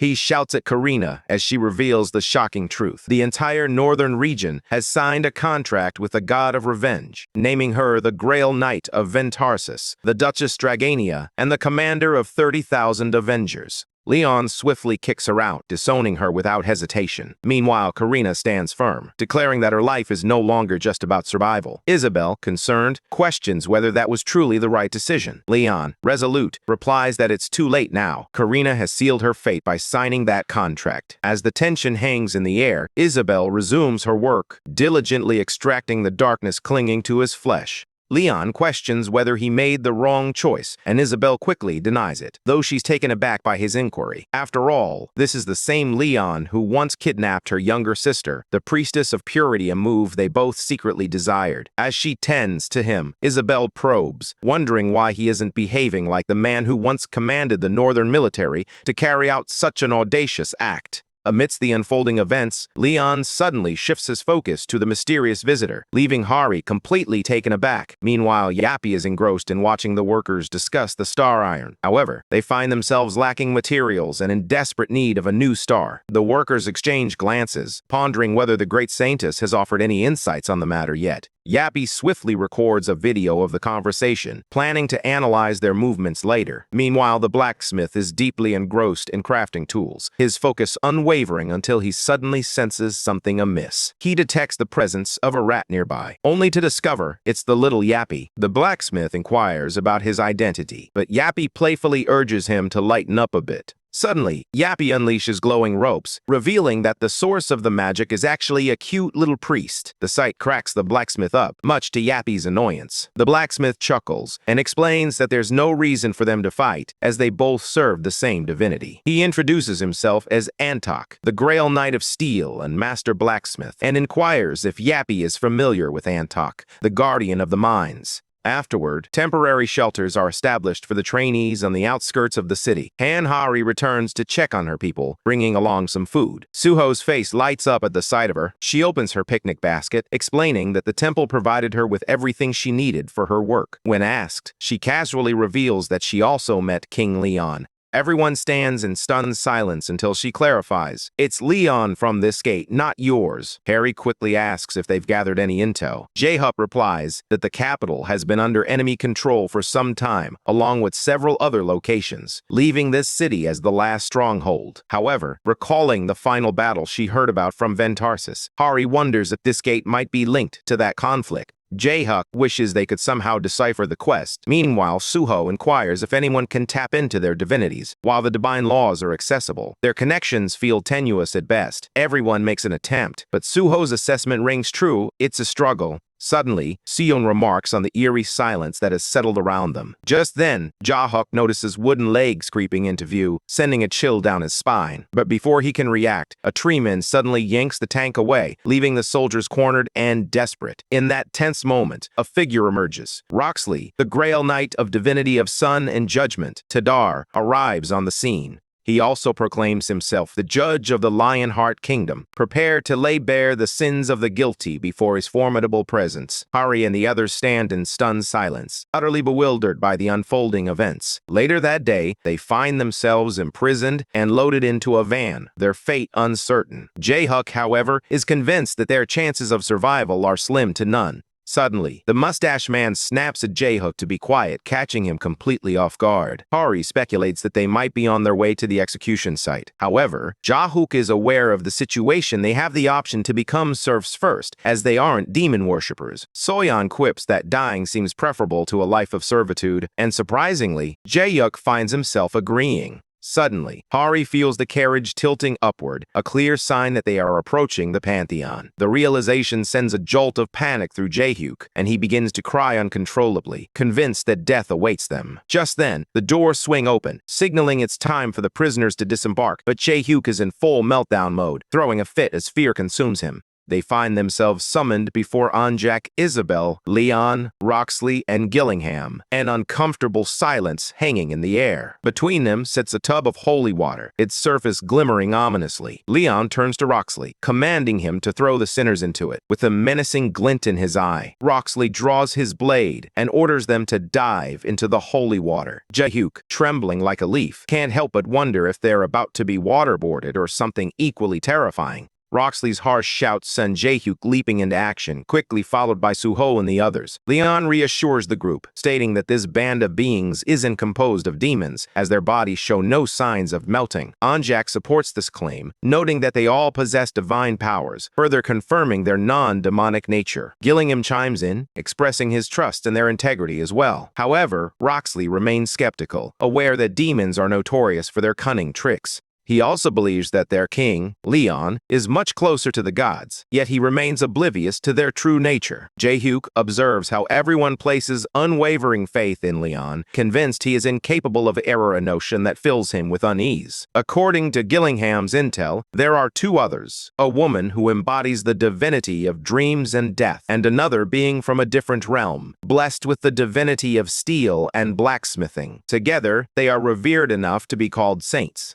After this, Leon resolves to take charge of the interrogations himself, instructing the others to step back. He softens his approach with Roxley, allowing him to take the lead on this one. By the king's command, they clear the hallway to create a private space for an audience with Hari and the others. Just as Leon begins to address Han Hari, Suho suddenly yanks her out of the water. However, the girl seems dazed, literally bowing in the holy water and proclaiming, "I am Han Hari." Suho shakes off Hari, urging her to drop the dramatic act. "It worked like a charm the first time," she protests, "and it wouldn't hurt to try again." He then calls for introductions, asking where they're from. The group hesitates, and this strikes a nerve with Leon. In a rush, they blurt out, "Seoul, South Korea," fabricating a story that it's a faraway nation. In a stunning display of divine power, the gods descend, their radiant forms illuminating the scene. They glance around, confusion etched on their faces as they assert that they do not recognize any of the mortals before them. Bewildered, they question why these individuals bear their blessings. Hito, his fury palpable, steps forward. "I remember every soul I've blessed," he declares, his voice low and menacing. "I won't stand for imposters among us." With a fierce intensity, he threatens, "Dare to deceive me, and I will tear your souls to shreds."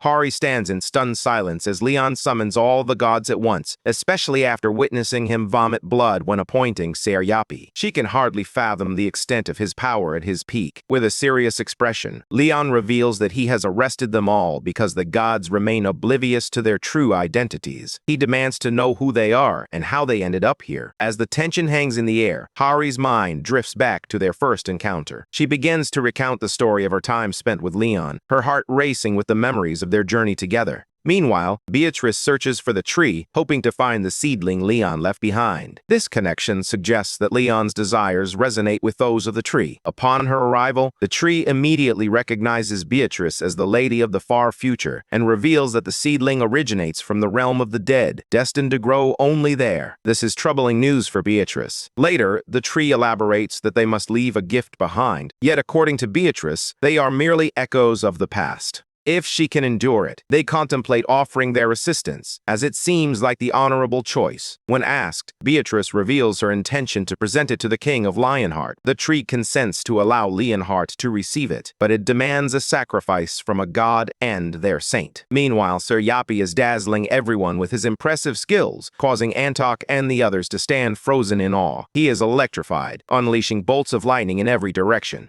He continues to activate the third slot below, his polishing completion already at 62%, while multitasking at level 14.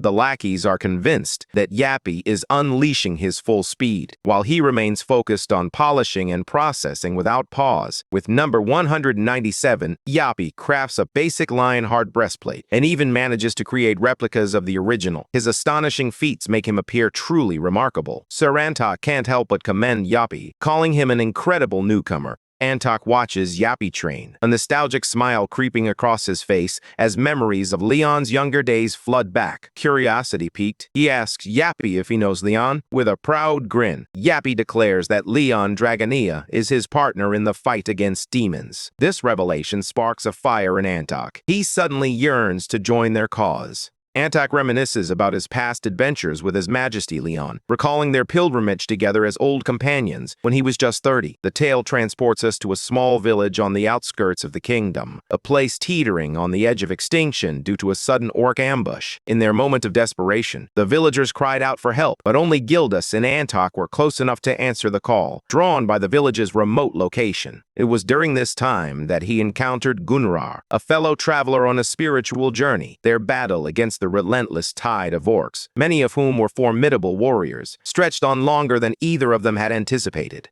That's when Antok remembers Leon appearing out of nowhere, poised to eliminate the vile green beasts. He recalls Leon as the most incredible fighter he had ever witnessed, so powerful that it was hard to believe he was half Leon's age. The way Leon swung his sword was nothing short of professional, effortlessly slicing through the great warriors before him. Later, Leon found himself surrounded by the remnants of orc flesh, repulsed by the grime clinging to his cheeks. It was then that Antok revealed he recognized that same potential in Yapi. With a hopeful glint in his eye, he asked if Yapi would like to become his disciple. A moment of silence hung in the air before Yapi erupted with excitement, bouncing up and down at the prospect of having Antok as his mentor. Yappy's disdain for mortals remains evident. Antok, curious, inquires if Yappy knows who he is. With a casual confidence, Yappy acknowledges the Grail Knight of Steel, but quickly reminds Antok that, at the end of the day, he's still just a mortal unable to compete with Yappy's flawless programming. This unexpected jab catches Antok off guard, but it also brings a chuckle to his lips. He can't help but find this little tin can's bravado amusing. Antok is eager to demonstrate his skills to Yappy. After the showcase, he returns to his crafting, with Yappy by his side. He confesses that he admires Yappy's flawless work, something he feels he can never replicate. Just as Antok hammers away at his project, Yappy quickly spots a mistake, warning that it could compromise the weapon's stability. Drenched in sweat, Antok reveals that he isn't merely constructing weapons. He's pouring his heart into every creation. Suddenly, he quickens his pace, reveling in the craftsmanship. It becomes clear that for him, this is more than mere labor. It's an art form, the art of steel shaped by the very essence of his soul, executed with flawless technique. Antok firmly believes that passion outweighs mere technique. Fueled by hard work and bursts of enthusiasm, he joyfully crafts a piece of armor. Watching him, Yappy suddenly realizes that Antok's skills might just be the key to creating Leon's armor, something he had been unable to achieve due to a missing 0.01%. Yappy notes that he lacks sufficient data, and this newfound insight could be crucial for his progress.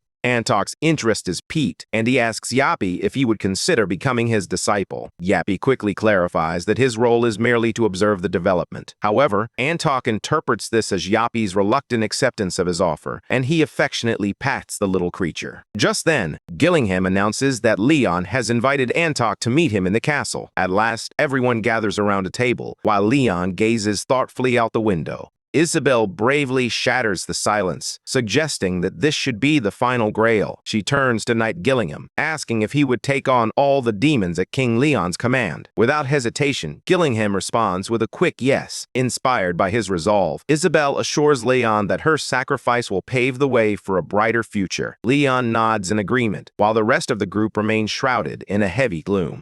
Isabel declared that she would bear all the sins, for now, until the final grail, where she would make the ultimate sacrifice. As she made her entrance, she admitted she never imagined she would commit such a sin. Leon felt a pang of guilt for putting her in this position, but Isabel reassured him, saying it was all right. After all, even a bastard who had taken her sister's innocence could still be a worthy king. Having lost their territorial ground to the demons, they were unable to perform the crucial ritual needed to obtain the final grail. The only way to acquire the coveted star iron was through that very grail. As Isabel raised her crossbow toward the sky, a profound realization washed over her. She no longer felt like the protagonist of this story. It seemed that the goddess of the moon and purity was not cut out for battle. Yet, for her devoted followers, Isabel had bestowed a unique power to those who endured lonely lives. Now, she channeled all her strength into the arrow, preparing to unveil her finest moment. That is the mark of a true archer, hitting the target every time. Yet, deep within her heart, she whispered an apology to the moon for what she was about to do. It was unfathomable for a moon saintess to strike down the very moon itself, an act deemed the greatest sin ever permitted by the goddess. With a surge of determination, she released the lightning arrow, sending it soaring into the sky, witnessed by the astonished citizens of the city below.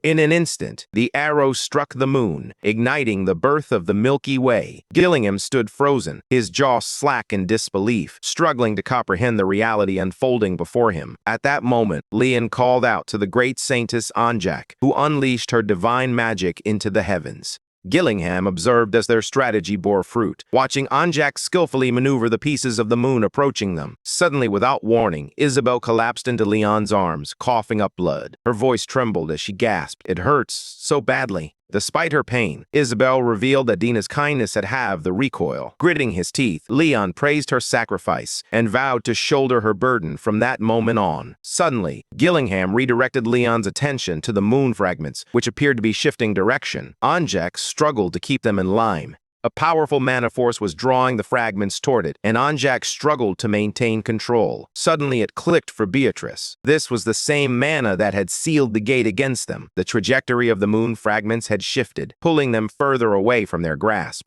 As Leon held Isabel tightly in his arms, the weight of her sacrifices ignited a fierce rage within him. He immediately commanded the formation of a squad to retrieve the fragment, resolute in his determination not to let the opportunity Isabel had created with her life slip away. Later, when the moon's pieces descended upon the Earth, Antak commended their choice to come here, recognizing it as a far better use of their time than pursuing other paths. The retrieval squad tasked with recovering the moon pieces had finally arrived at the scene. Beatrice signaled and Yappy deployed the scouting drones. As a couple of the flying drones whirred to life, Antak couldn't help but feel intrigued by his disciples' tips and tricks. This curiosity, however, irked Yappy, who bluntly declared that Antak was merely a provider of technology, nothing more. Yappy remarked that Antak lacked the intelligence to call himself a master. This struck Antak as hilarious. He was genuinely impressed by the wit of this little tin can. With a chuckle, Antak noted that Beatrice must have sensed the unusual silence. It was highly unlikely the demons would let such an opportunity pass them by.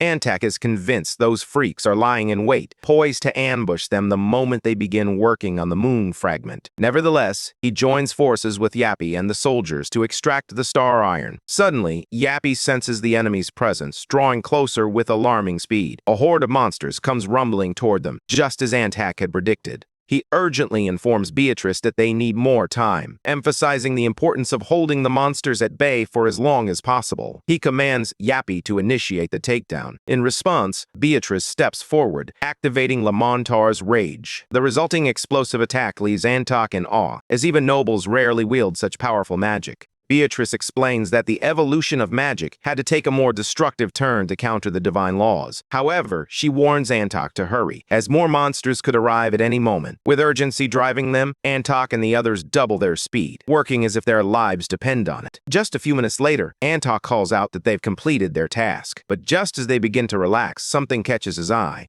A fireball hurtles toward them from above. Stunned, Antak shouts for everyone to get out of the way. The entire group stands frozen, caught off guard, as a mysterious, cloaked figure observes the fireball crash into the ground with bone-rattling force. Yappy, known as Sir Spina, immediately senses a monstrous presence nearby. To their horror, it reveals itself to be none other than the demon lord of wisdom and pursuit, Kalakael, the very same entity that once shattered Sir Jag Spinner's world. Kalakael ascends into the air just before the rumble, while Yappy swiftly shields Beatrice from the ensuing chaos. Yappy, report on the damages, she commands, her voice steady despite the turmoil. He responds quickly, his expression grave. 30 knights have perished, along with all the cavalry due to the ultimate activation of the divine law. The battlefield is a grim sea of fallen bodies, and Yappy struggles to even estimate the number of injured. Kalakael, the demon lord of wisdom and pursuit, sneers at the mortals before him, warning them not to even think about challenging an immortal like himself. This twisted being relishes in their despair, demanding they accept their fates. Antak, recognizing the caster of Friznar, notices the powerful demons gathered at Kalakael's side. He turns to Beatrice, seeking a plan. Beatrice suggests using a spell to connect them to a distant realm, but Yappy, with a hint of skepticism, insists that it won't work for any of them. Despite her reservations, she agrees, and Antak realizes they have no choice but to take down this scoundrel. Antak expresses his gratitude to everyone for their contributions to the gods and the kingdom, then strides ahead, leaving his comrades in a state of bewilderment about what is to come. He proclaims that the time has come to fulfill their oath to protect the kingdom, even if it requires the ultimate sacrifice. In that moment, everyone on the battlefield understands the weight of his words. It is a call to arms, a command that could lead to their demise. Yet, despite the grim reality, they make the resolute choice to follow Antak's lead. Antak nods in agreement with Yappy's assessment, but he emphasizes that sometimes what truly matters in life transcends mere odds. His god warns him against this decision, cautioning that most mortals would struggle to endure the consequences of his descent. Yet, Antak stands firm, declaring that he would have made the same choice for anyone, regardless of who they were. In a surprising turn of events, a god confesses to loving Antak for his unwavering faith and the vibrant passion for life that he exudes. Antak's entire being shines with a golden light, as if he has been immersed in molten gold. This is no ordinary glow-up. It's a divine transformation. This is the Grail Knight of Steel and Blacksmith, the kingdom's foremost artisan and protector of its mines, revealing his true nature. He once clung to hope as he forged a path toward the future, but now that hope has come to a standstill, There is no future for a blacksmith who has sealed his own fate. Yet, the rhythmic sound of the hammer striking the forge continues, for it is that very hammering that has forged whatever future remains. Amidst divine discord, Antok the blacksmith swears an oath upon the steel itself. Caligil was taken by surprise. The transformation altered all artifacts into materials other than steel, effectively placing all steel under his dominion. In response, Antok summoned Heto's hammer. The demons had anticipated this move and erected a shield in advance, but it proved futile, merely resulting in a satisfying smash to the demon's face. As Caligil knelt down, he couldn't help but admire the impressive power a mortal could wield in such a brief span of life. Meanwhile, Antok is astonished that the demon managed to block his attack without a single scratch. With that, Caligil prepares to ignite the war that has yet to unfold. In the meantime, Beatrice inquires about Yappy's report, which reveals a progress rate of 86%. For Yappy, dragging things out is no issue. He's seen it all before. Beatrice calls out for any bright ideas to buy them a little more time, fully aware that the demons will catch on sooner or later. Yappy admits he has a plan, though its success rate is a shaky 2.7%. Undeterred, Beatrice decides to take those odds, declaring that while a mage typically relies on reason, tonight she's placing her faith in a miracle. Meanwhile, Caligil admires the raw strength displayed as his opponent shatters all his spells with nothing but a hammer. He begins to understand why demons tremble at the mere sight of this world's strongest species. As Caligil gazes at the so-called lowest Grail Knight, he can't help but ponder the true terror of the man at the top. After a moment of reflection, he concedes that their strongest knight might stand a chance against a demon lord. Yet he knows deep down that Antok himself still falls short of that mark. As Caligula unleashes a barrage of spells, Antok stands firm, commanding steel to rise with Heto's anvil, his giant hammer gripped tightly in hand. "Your no-faith policy is what makes you so twisted," he spits out, a jab that clearly riles Caligil. But before the demon can retaliate, Yappy crashes into the scene, initiating the self-destruction sequence with a force reactor core primed to explode. Antok cries out for Yappy to stop, but the die has already been cast. A massive explosion erupts on the battlefield, shaking the ground with a deafening roar. Walter, the Emperor and commander of the Silver Knights, stands amidst the chaos, haunted by the memories of those who brought his empire to ruin. These are the same demons that invaded his territory and shattered his world 2 decades ago, and now he fears that the end is upon them. 23 years prior, the Emperor summoned a demon monarch, sealing his own fate, and shortly after, every region fell under the control of these malevolent beings. While the Lionheart King rose to defeat the demon monarch's forces, that victory was merely the beginning of a much darker chapter. Even Walter believed that with the Lionheart King present, the demons would return more powerful than ever. But that was merely a false hope. Suddenly, they felt strange tremors beneath their feet. It wasn't a mana storm, it was a clear sign of an impending war. Meanwhile, the demon lord of wisdom and pursuit, Caligula, scoffs at his opponent's reliance on nuclear power, dismissing it as a threat that could never harm him. His subordinate interrupts, informing him of a newly opened gate, revealing that the explosion was merely a distraction. Yet, Caligula remains unimpressed, deeming the strategy foolish. After all, a small-range gate can only transport a handful of individuals, leaving the majority of the troops and knights behind to face their fate. Caligula's fury intensifies as he begins to cast a spell against his opponents. Suddenly, a spear hurtles through the air, intercepting his magic. Looking up, they see a vast army of armored soldiers from Leon's side charging forward. Without hesitation, Caligula retaliates, unleashing a devastating spell that severely injures the men, including Antok and Beatrice, who find themselves in a different territory. Antok's condition is dire. The attack has left a gaping hole in the upper part of his stomach, demanding immediate medical attention. Despite his grave injury, he urges Beatrice to make her way to the blacksmith. Upon their arrival, Sir Spinay grimly informs Antok that his life is slipping away. Antok, however, is already acutely aware of his fate. From the moment he was bestowed with this mortal fate, he sensed this day would come. As a steel knight forged from iron, he understood that his time was limited. With only one opportunity to pass on his legacy, he chose Spinney as his first and final apprentice, ready to impart a crucial lesson. While hammering away at his forge, Antok shared his last teachings with Spinney, recounting the tale of his journey. He spoke of his quest to find purpose, the fateful encounter with the future Lionheart King, and the invaluable lessons learned under a master blacksmith he could never hope to surpass. Though Antok never surpassed his teacher, the knights who wielded his swords and spears valiantly protected the kingdom. Even as his strength waned and his vision dimmed, Antok poured every ounce of his will and energy into the steel, determined to leave a lasting legacy. He urges Spinne to do the same, to infuse her will into the metal, forge weapons that safeguard the righteous, and shape a brighter future with each hammer strike. In the midst of this poignant lesson, Antok completes his latest creation, a testament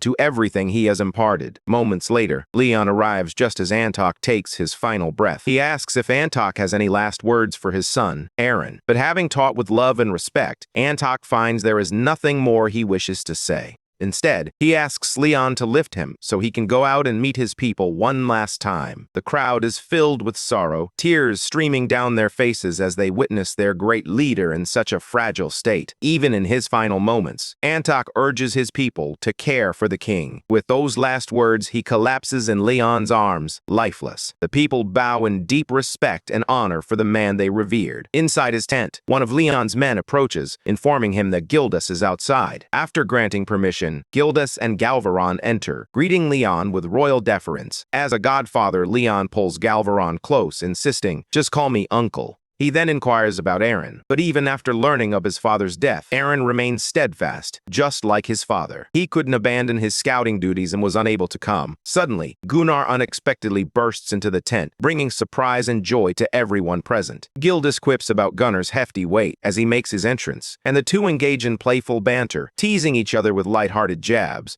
Leon can't help but smile as he reminisces about the days when they trained together, their laughter echoing in the air.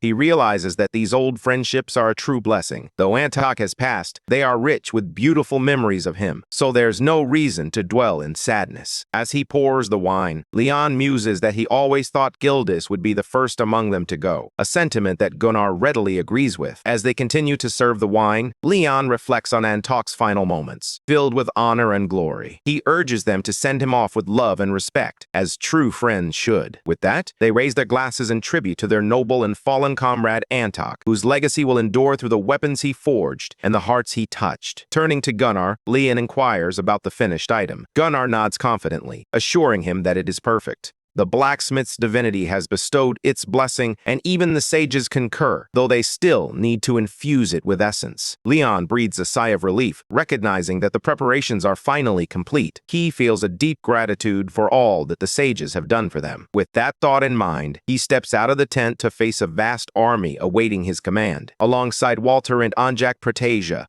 After exchanging greetings, Leon turns to Walter, his expression serious. "Are you certain about the demons marching toward us?" he asks. Walter nods firmly, his gaze steady. "Yes, they are on the move. They've confirmed the survivors of the demon of sloth at the Landolki Plains, the heathens of the beast god, and the corruption within the empire. The estimated enemy force stands at around 10 million, essentially an entire army." Leon realizes that the final battle is drawing near, and to secure victory, they must prepare diligently, for the demons will arrive soon. Countless soldiers are busy organizing battering rams in front of a massive wooden gate, bracing for any assault from the demon army. Meanwhile, Hari, Suhi, Jaehyuk, and Chaeyoon are eager to help, but Leon firmly denies their request, instructing them to remain on standby. Their shock is palpable, yet his decision is rooted in logic. Unlike Leon, who embodies the past, Hari and her friends are the representatives of the present. If they were to fight inside the gate, death would be inevitable, and Leon couldn't bear to sacrifice them. Though he wishes for them to take on a different task, he sends them to the chamber of the first hunter, the goddess of the moon and purity, who also holds the title of second most powerful in the kingdom, being the sister-in-law of the king of Lionheart. Her name is Isabel. As Hari and her group enter, they are taken aback, their curiosity evident on their faces. Noticing their astonishment, Isabel explains that while there are many gods in the pantheon, one stands above the rest. The 7 gods are regarded as the most formidable, and despite her eyes being damaged from a previous attack, Isabel skillfully wields her magic. With a flick of her wrist, she casts a spell to unlock a chest. As the lid creaks open, she reveals an array of shields inside.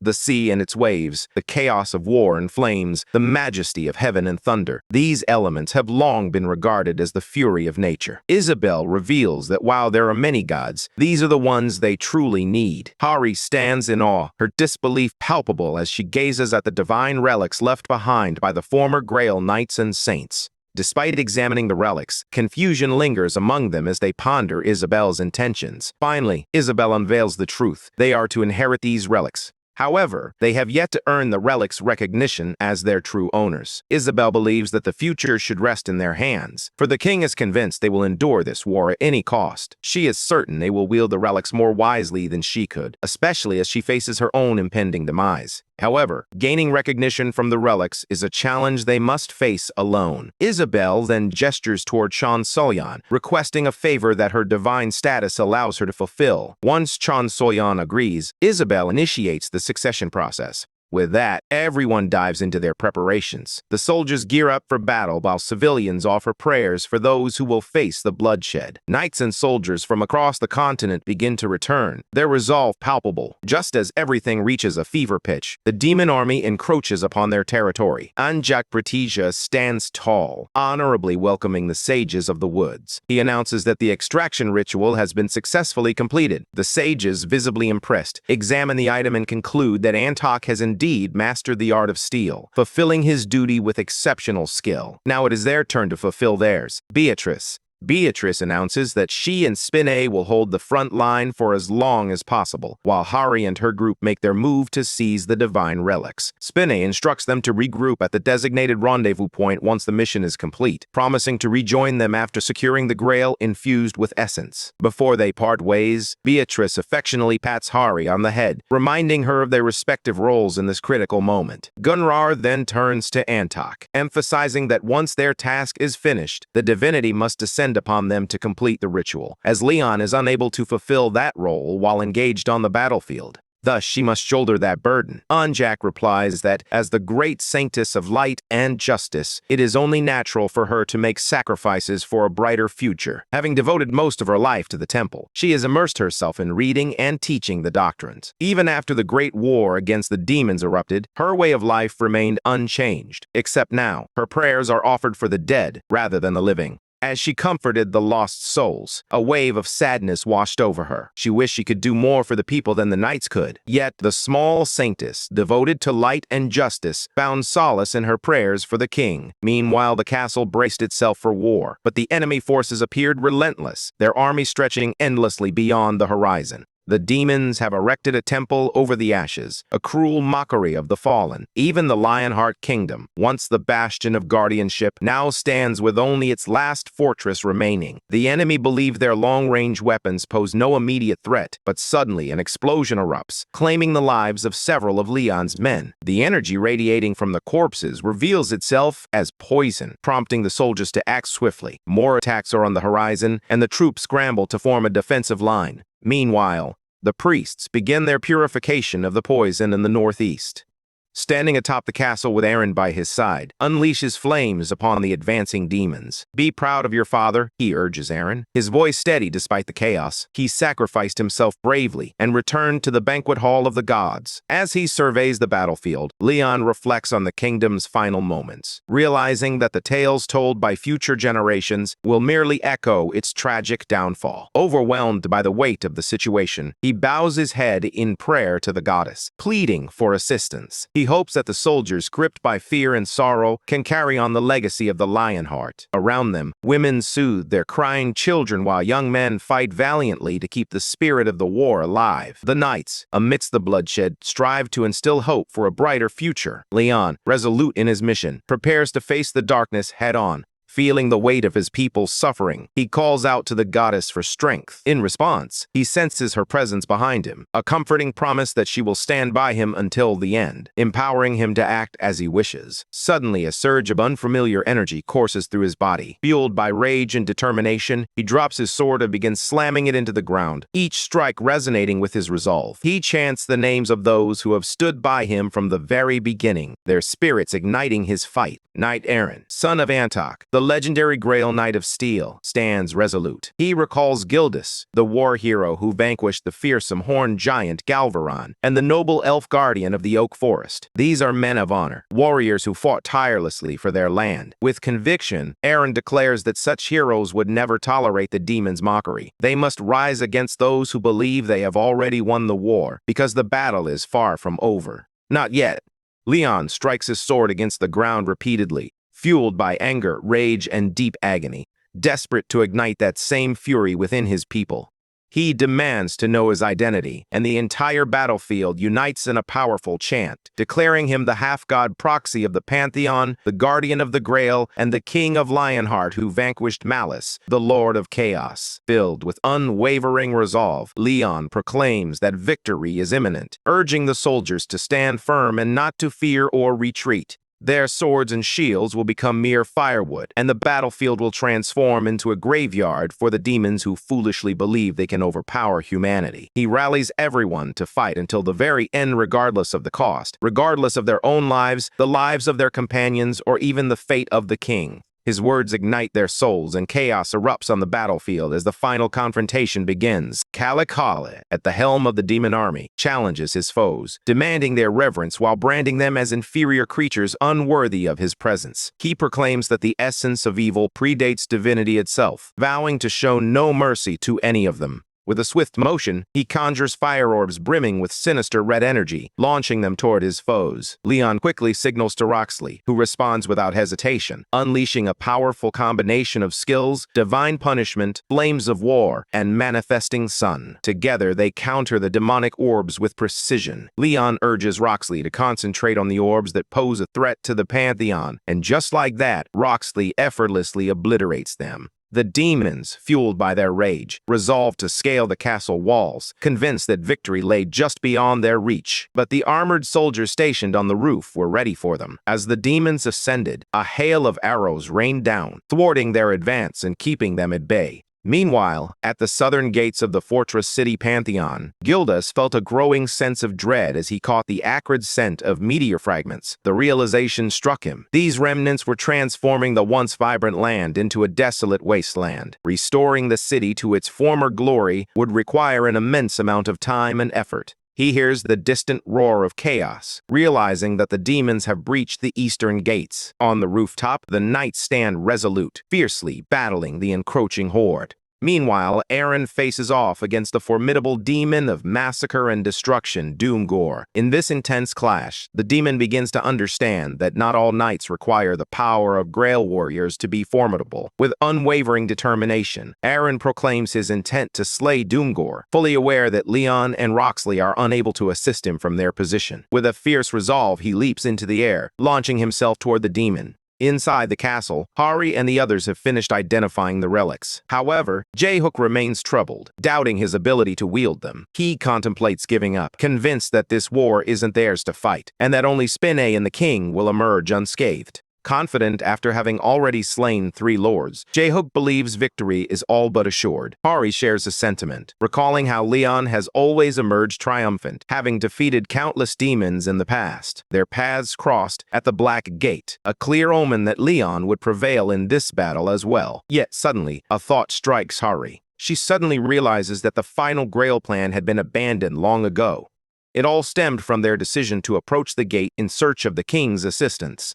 With 3 Grail Knight-ranked warriors already absent from the battle, doubt creeps into Hari's mind. Can victory still be achieved? Her gaze sharpens as it falls upon the robed figures nearby, and she commands them to remove their hoods. As they comply, an unsettling energy emanates from them, and one figure sneers at Hari, commending her keen perception. Sensing imminent danger, J-Hook unleashes his full divine power, but the cloaked figures swiftly counter, neutralizing his magic with ease. A chill runs down Hari and J-Hook's spines as they realize the gravity of their situation. The figures are closing in. One of the assailants introduces himself as Ki, the archdemon of pleasure. With a sinister grin, he lunges at Hari, aiming for her throat with deadly intent. J-Hook, ready to make the ultimate sacrifice, shoves her aside, fully aware that this could be his last moment. But just as the blade descends, Gillingham arrives, blocking the attack and saving both Hari and J-Hook from certain doom. To their relief, Isabel stands beside him, having been prepared for such threats thanks to Leon's foresight. Quay, who had expected Gillingham and Isabel to be at the front lines, is taken aback to see them here, defying all odds.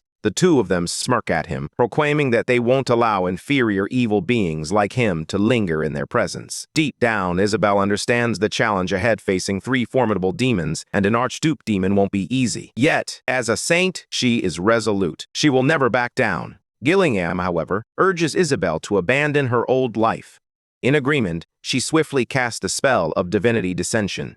The statement about throwing away life leaves Jae-hyuk and Hari puzzled, but Isabel quickly redirects their focus. She urges them to assist Han Suho and Chaeyeon Sujan, warning that demons have likely infiltrated the area and the Holy Grail is at risk. Without hesitation, they dash off to follow her orders. As they depart, K can't resist taunting Isabel, questioning her unusual condition and doubting their chances in battle. With a calm confidence, Isabel reassures him, "Don't worry, I can crush them with just one finger." At her words, Key's expression darkens, sensing the gravity of the situation. He demands they pay for their arrogance. Strange energy swirls around him, causing the ground to tremble beneath their feet. Meanwhile, Suho and Chaejeon find themselves overwhelmed, surrounded by a relentless horde of demons. The situation grows increasingly dire, and Soyeon, gasping for breath, realizes she's pushed herself to the brink. Lost in her thoughts, she barely notices the demon charging at her from the front. Just in time, Hari and Jae-hyuk arrive on the scene. Without hesitation, Hari unleashes a devastating spell, Twist, engulfing the demon in flames so intense that it obliterates them instantly. For a fleeting moment, they believe the danger has passed, but the battle is far from over. More demons are on the horizon, and this one is a formidable great demon, accompanied by a horde of minions. He bellows for Hari's group to clear his path, but Jae-hyuk understands the urgency. He must halt this creature until Spinne and the Queen arrive, or the situation will spiral out of control. Just as he prepares to unleash a powerful spell against the great demon, thick vines suddenly erupt from the ground, ensnaring all four of them and dragging them away.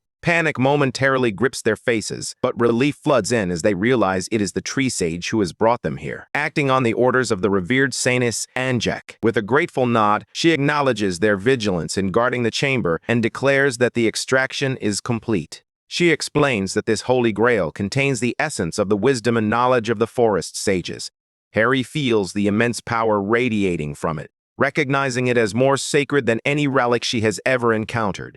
Meanwhile, the great demon relentlessly pounds against the door, a stark reminder that time is running out. Anxiously, Hari turns to Anjak, asking what will happen to them once the Holy Grail is completed. With a reassuring smile, Anjak explains that the Holy Grail was once an abandoned plan. However, thanks to Leon's change of heart, they have arrived at this pivotal moment. This Holy Grail symbolizes that Leon still believes in a brighter future. Tears stream down Hari's face as she grapples with the weight of her emotions. She can't bear the thought of losing all these kind souls, yet chaos continues to unfold around her. Anjak steps in, offering solace. "The future has been entrusted to you by the king," she reminds Hari gently. "You must fulfill your duty." With that, she prays to the goddess of light for absolute justice. As her words resonate, she channels her magic into the Holy Grail. A brilliant beam erupts from the relic, enveloping the entire battlefield in its radiant glow. Once the Holy Grail is fully imbued with the goddess's blessings, Anjak hands it over to Hari. This immense power, once destined for a single individual, the King of Lionheart, now rests in her hands.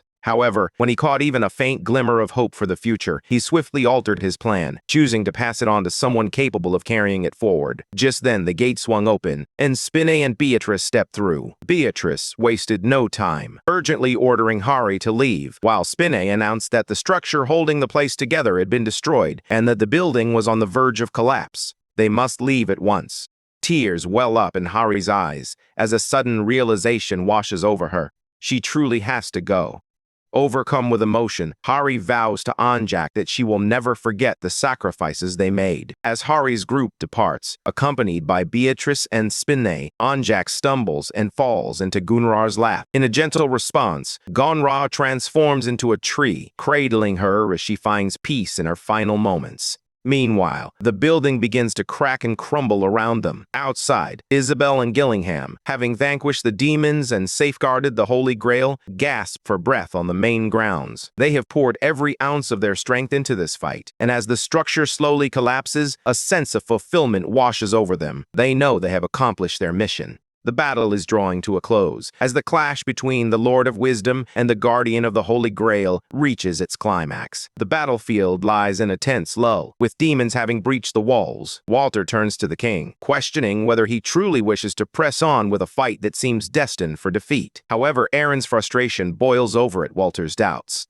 Meanwhile, Leon maintains his composure as he explains to Walter that beyond these gates there are still people fighting. The knights have not given up yet. Walter, however, is seething with anger, struggling to understand the reasoning behind their persistence. Only the people are dying. Yet, Leon implores Walter to allow them to fight for their honor. For the good citizens Walter sought to protect, and for all those on this earth who still hold on to their sense of dignity, until their flames extinguish. The world is fated to end, just as foretold, and this battle is merely a repetition of history. However, it is not without meaning. Leon has chosen a different path, both for the people of Earth and for his future self. Even if they cannot escape their fate, they can still plant a seed of hope for the future. They resolve to open the main gates, with Leon determined that the world will remember their final stand of fight for honor, glory, and the legacy of Lionheart. With a fierce battle cry, they charge forward on horseback, cutting down every demon that dares to block their path. From a distance, Calicale watches the chaos unfold, conjuring magic arrays in the air, desperately striving to restore balance to this evil era. But then, his attention shifts to the northern army, the Dragonia cavalry surging forward, led by none other than Karina. For their fathers and for Lionheart, they gallop onward, united against the looming threat of the demon army. Calicale's fury intensifies, and he resolves to eliminate Karina first, preparing a magical array aimed at her. But just as he is about to strike, Leon bursts onto the scene, his form transformed by divine power, 9 majestic wings unfurling from his back. In an instant, he launches a fierce attack on Calicale, swiftly ending his life. As the dust settles, Leon lands heavily on the ground, his weapon crashing down beside him. Overwhelmed by sorrow, he grapples with the haunting question of a life that seems destined to end at the whim of the goddess. The goddess inspires him, reminding him that he embodies the loyalty and faith of all those who fell in honor and glory. He is the knight destined to carry on their will, and he must press forward until the very end. As the demon monsters on the battlefield tremble in fear, they still dare to provoke Leon. A smirk crosses his face. Something within him has shifted. He no longer seeks just victory. He craves their shame and humiliation. The war he has waged alone for 200 years has finally begun. One by one, he dispatches these insignificant foes, driven by his destiny to conquer all injustice and trials. His fate is one of triumph. Meanwhile, Harry and her group have returned to Earth. Silence enveloped the room. Some wept softly, while others were lost in memories of the sacrifices made. The king, patiently waiting on Earth, wore a serene smile. Meanwhile, Spinne sat quietly, watching the video recording of his final moments with Antok, a bittersweet reminder of their bond. After Hari and the others returned, not much had changed. Fortunately, Hari had regained her positive energy, while the other group members had matured a bit. The differences weren't monumental, but at least they were still growing. When Leon glimpsed the holy grail of the moon in the future, he was struck with awe. He hadn't anticipated that his inquiry to Beatrice about the seedling would lead him here. Yet, he recalled that Gunrar and the other sages of the forest had devised this intricate plan. It resembled an ark, designed to place everything in the hands of the being most likely to ensure survival and safeguard the future. As the world faced irreversible damage and teetered on the edge of collapse, a plan emerged to safeguard what remained. At the forefront of this effort was the Pantheon. More than just a symbol of faith, it served as a vital connection to the world itself. If the Pantheon were to fall, the power of the divinities would vanish, and paradise would be lost forever. Leon reveals that this was the reason the gods chose to evacuate to his Lionheart. They could continue to exist because the Lionheart generated divine power on its own. When the founding king received the Holy Grail, Ariana had harnessed all the world's light, along with the powers of the sun and lightning, to create it. This Holy Grail symbolized the very foundation of the kingdom and was crucial for appointing a Grail Knight. Now, Leon is merging the Holy Grails, transforming them into the ultimate Grail. The Holy Grail of the Moon was crafted to address the shortcomings of the other Grails, acting as a pivotal key to selecting the ultimate Grail based on specific needs. Its creation aims to gather diverse species and knowledge, paving the way for a new era of understanding and power.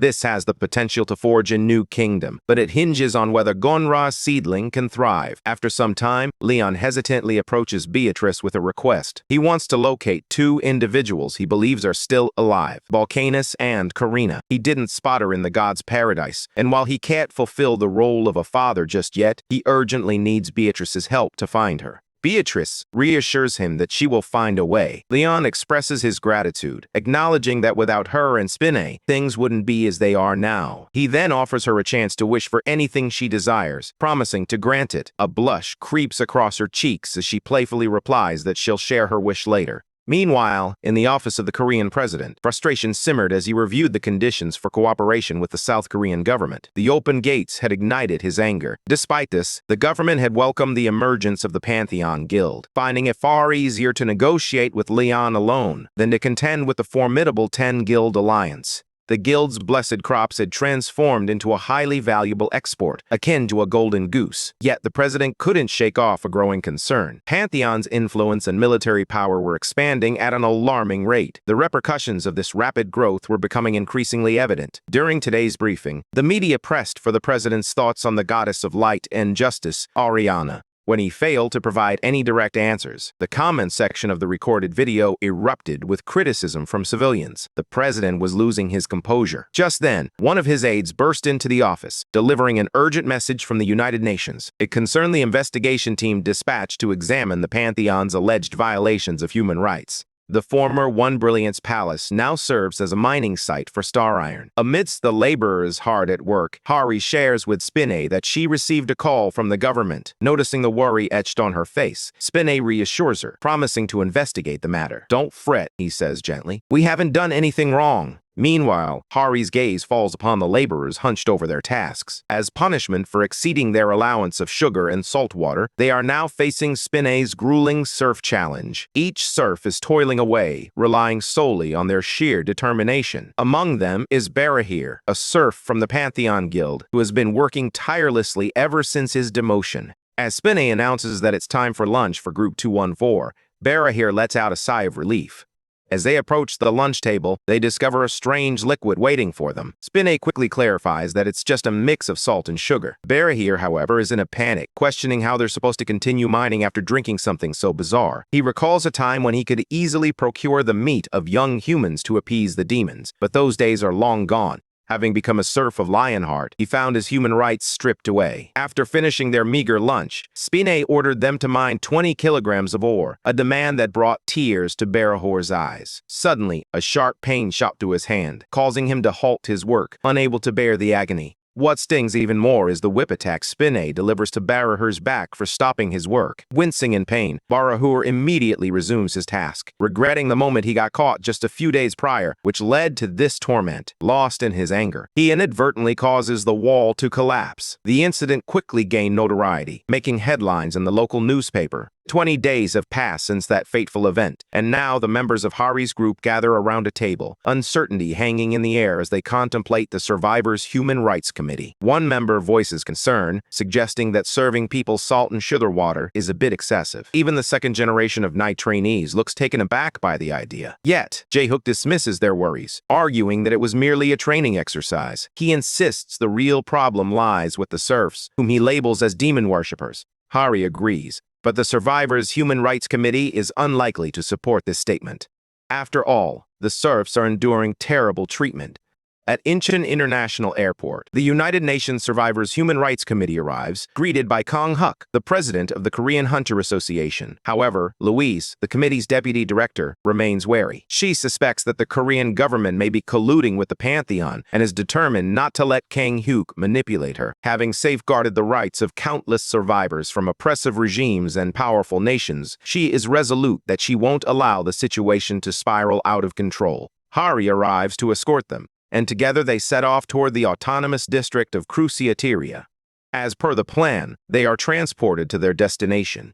Upon arrival, Louise surveys her surroundings and notices that the inhabitants here have seamlessly integrated with humans, blending in effortlessly without drawing any attention to themselves.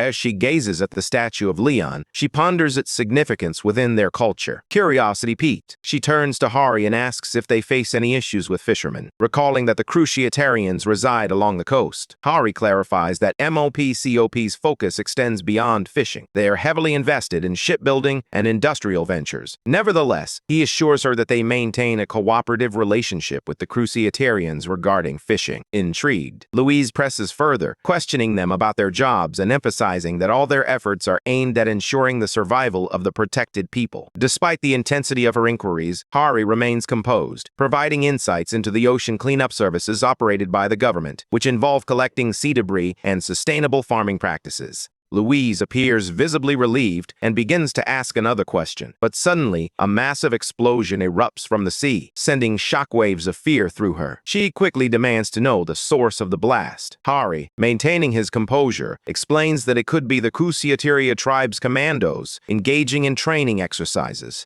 Louise is confused, prompting Hari to explain further. He reveals that over 3,000 Cruciatarians are warriors, and the king has commanded them to train in the waters. After conducting their investigation, the human rights team discovers that the locals are adapting remarkably well, skillfully leveraging their strengths and weaknesses to integrate seamlessly into their new environment. Everything appears to be in order. Yet Louise remains puzzled by the rumors surrounding someone known for their positive influence being abusive to their captives.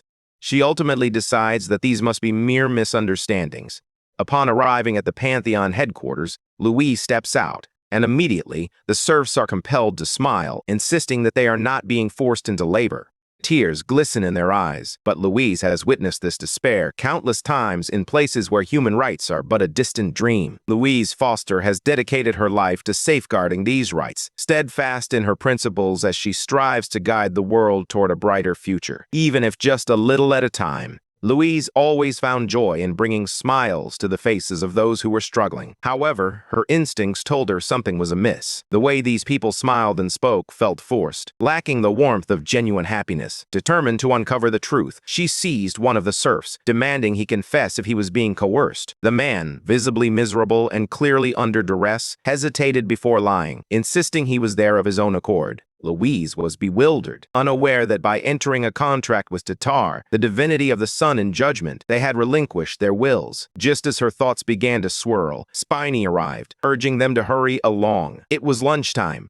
Intrigued by their reactions, Louise insists on joining the workers for lunch, and Spiny reluctantly agrees. As they make their way to the dining hall, Spiny brandishes his whips, threatening the serfs to smile, and the poor souls can do little but force a grin out of sheer fear. Upon arriving at the town hall, Louise and her team are taken aback by the sumptuous feast and the lavish decorations that await them. She wonders why there's no meat on the table, yet it doesn't strike her as odd, given the nation's food culture. Harry patiently shows them how to enjoy the meal, and as soon as Louise takes her first bite, a wave of comfort washes over her, making her feel better than before. The legendary crops of Naju invigorate her spirit, possessing the remarkable ability to heal all manner of ailments. Yet, Louise is taken aback to witness such precious food being served to the employees. While a few decline the meal, the majority enjoy it, making the event a success. Later, Harry and Louise stroll together, engaging in conversation as they take in their surroundings. Meanwhile, the Human Rights Committee remains blissfully unaware that the bountiful crops they enjoy are, in fact, poison for the wicked. In a different setting, Dennis from the United Nations is seen reporting to a figure he reverently refers to as a great being, discussing the deployment of the Human Rights Committee to the Pantheon. Unbeknownst to them, the demon's subordinates have already infiltrated Earth, disguising themselves not only as ordinary civilians, but also as government officials and even members of the World Hunter Association. Their ultimate goal is the downfall of Earth, and their first step is to expand the rights of orcs. If the orcs were to become the dominant species, chaos would inevitably ensue. Dennis shares his thoughts with the great being, expressing his belief that the government is powerless to address the situation. The great being nods in agreement but urges Dennis to manipulate the media and escalate the conflict further. In response, he reveals a video of the Star Iron mining wall collapsing, resulting in countless casualties. Dennis watches in horror as the footage captures Leon commanding his men to load the serfs' ballistas. Overwhelmed by agony and rage, Dennis trembles at the sight before him. He yearns to punish Leon, the king of Lionhearts, yet hesitates, fearing the consequences of being discovered. The great being offers reassurance, reminding Dennis that the artifacts he provided will keep him safe during the inspection. But in an instant, everything takes a dramatic turn. In one moment, Dennis is resolute in his quest to punish the King of Lionhearts. In the next, chaos erupts, as all members of the Human Rights Survivors Committee are hanged from the pillars, with civilians fervently chanting for their execution by fire. Spina commands the knights to commence the trial. Without hesitation, the knights advance, flames flickering ominously as stakes are prepared in the heart of 21st century South Korea.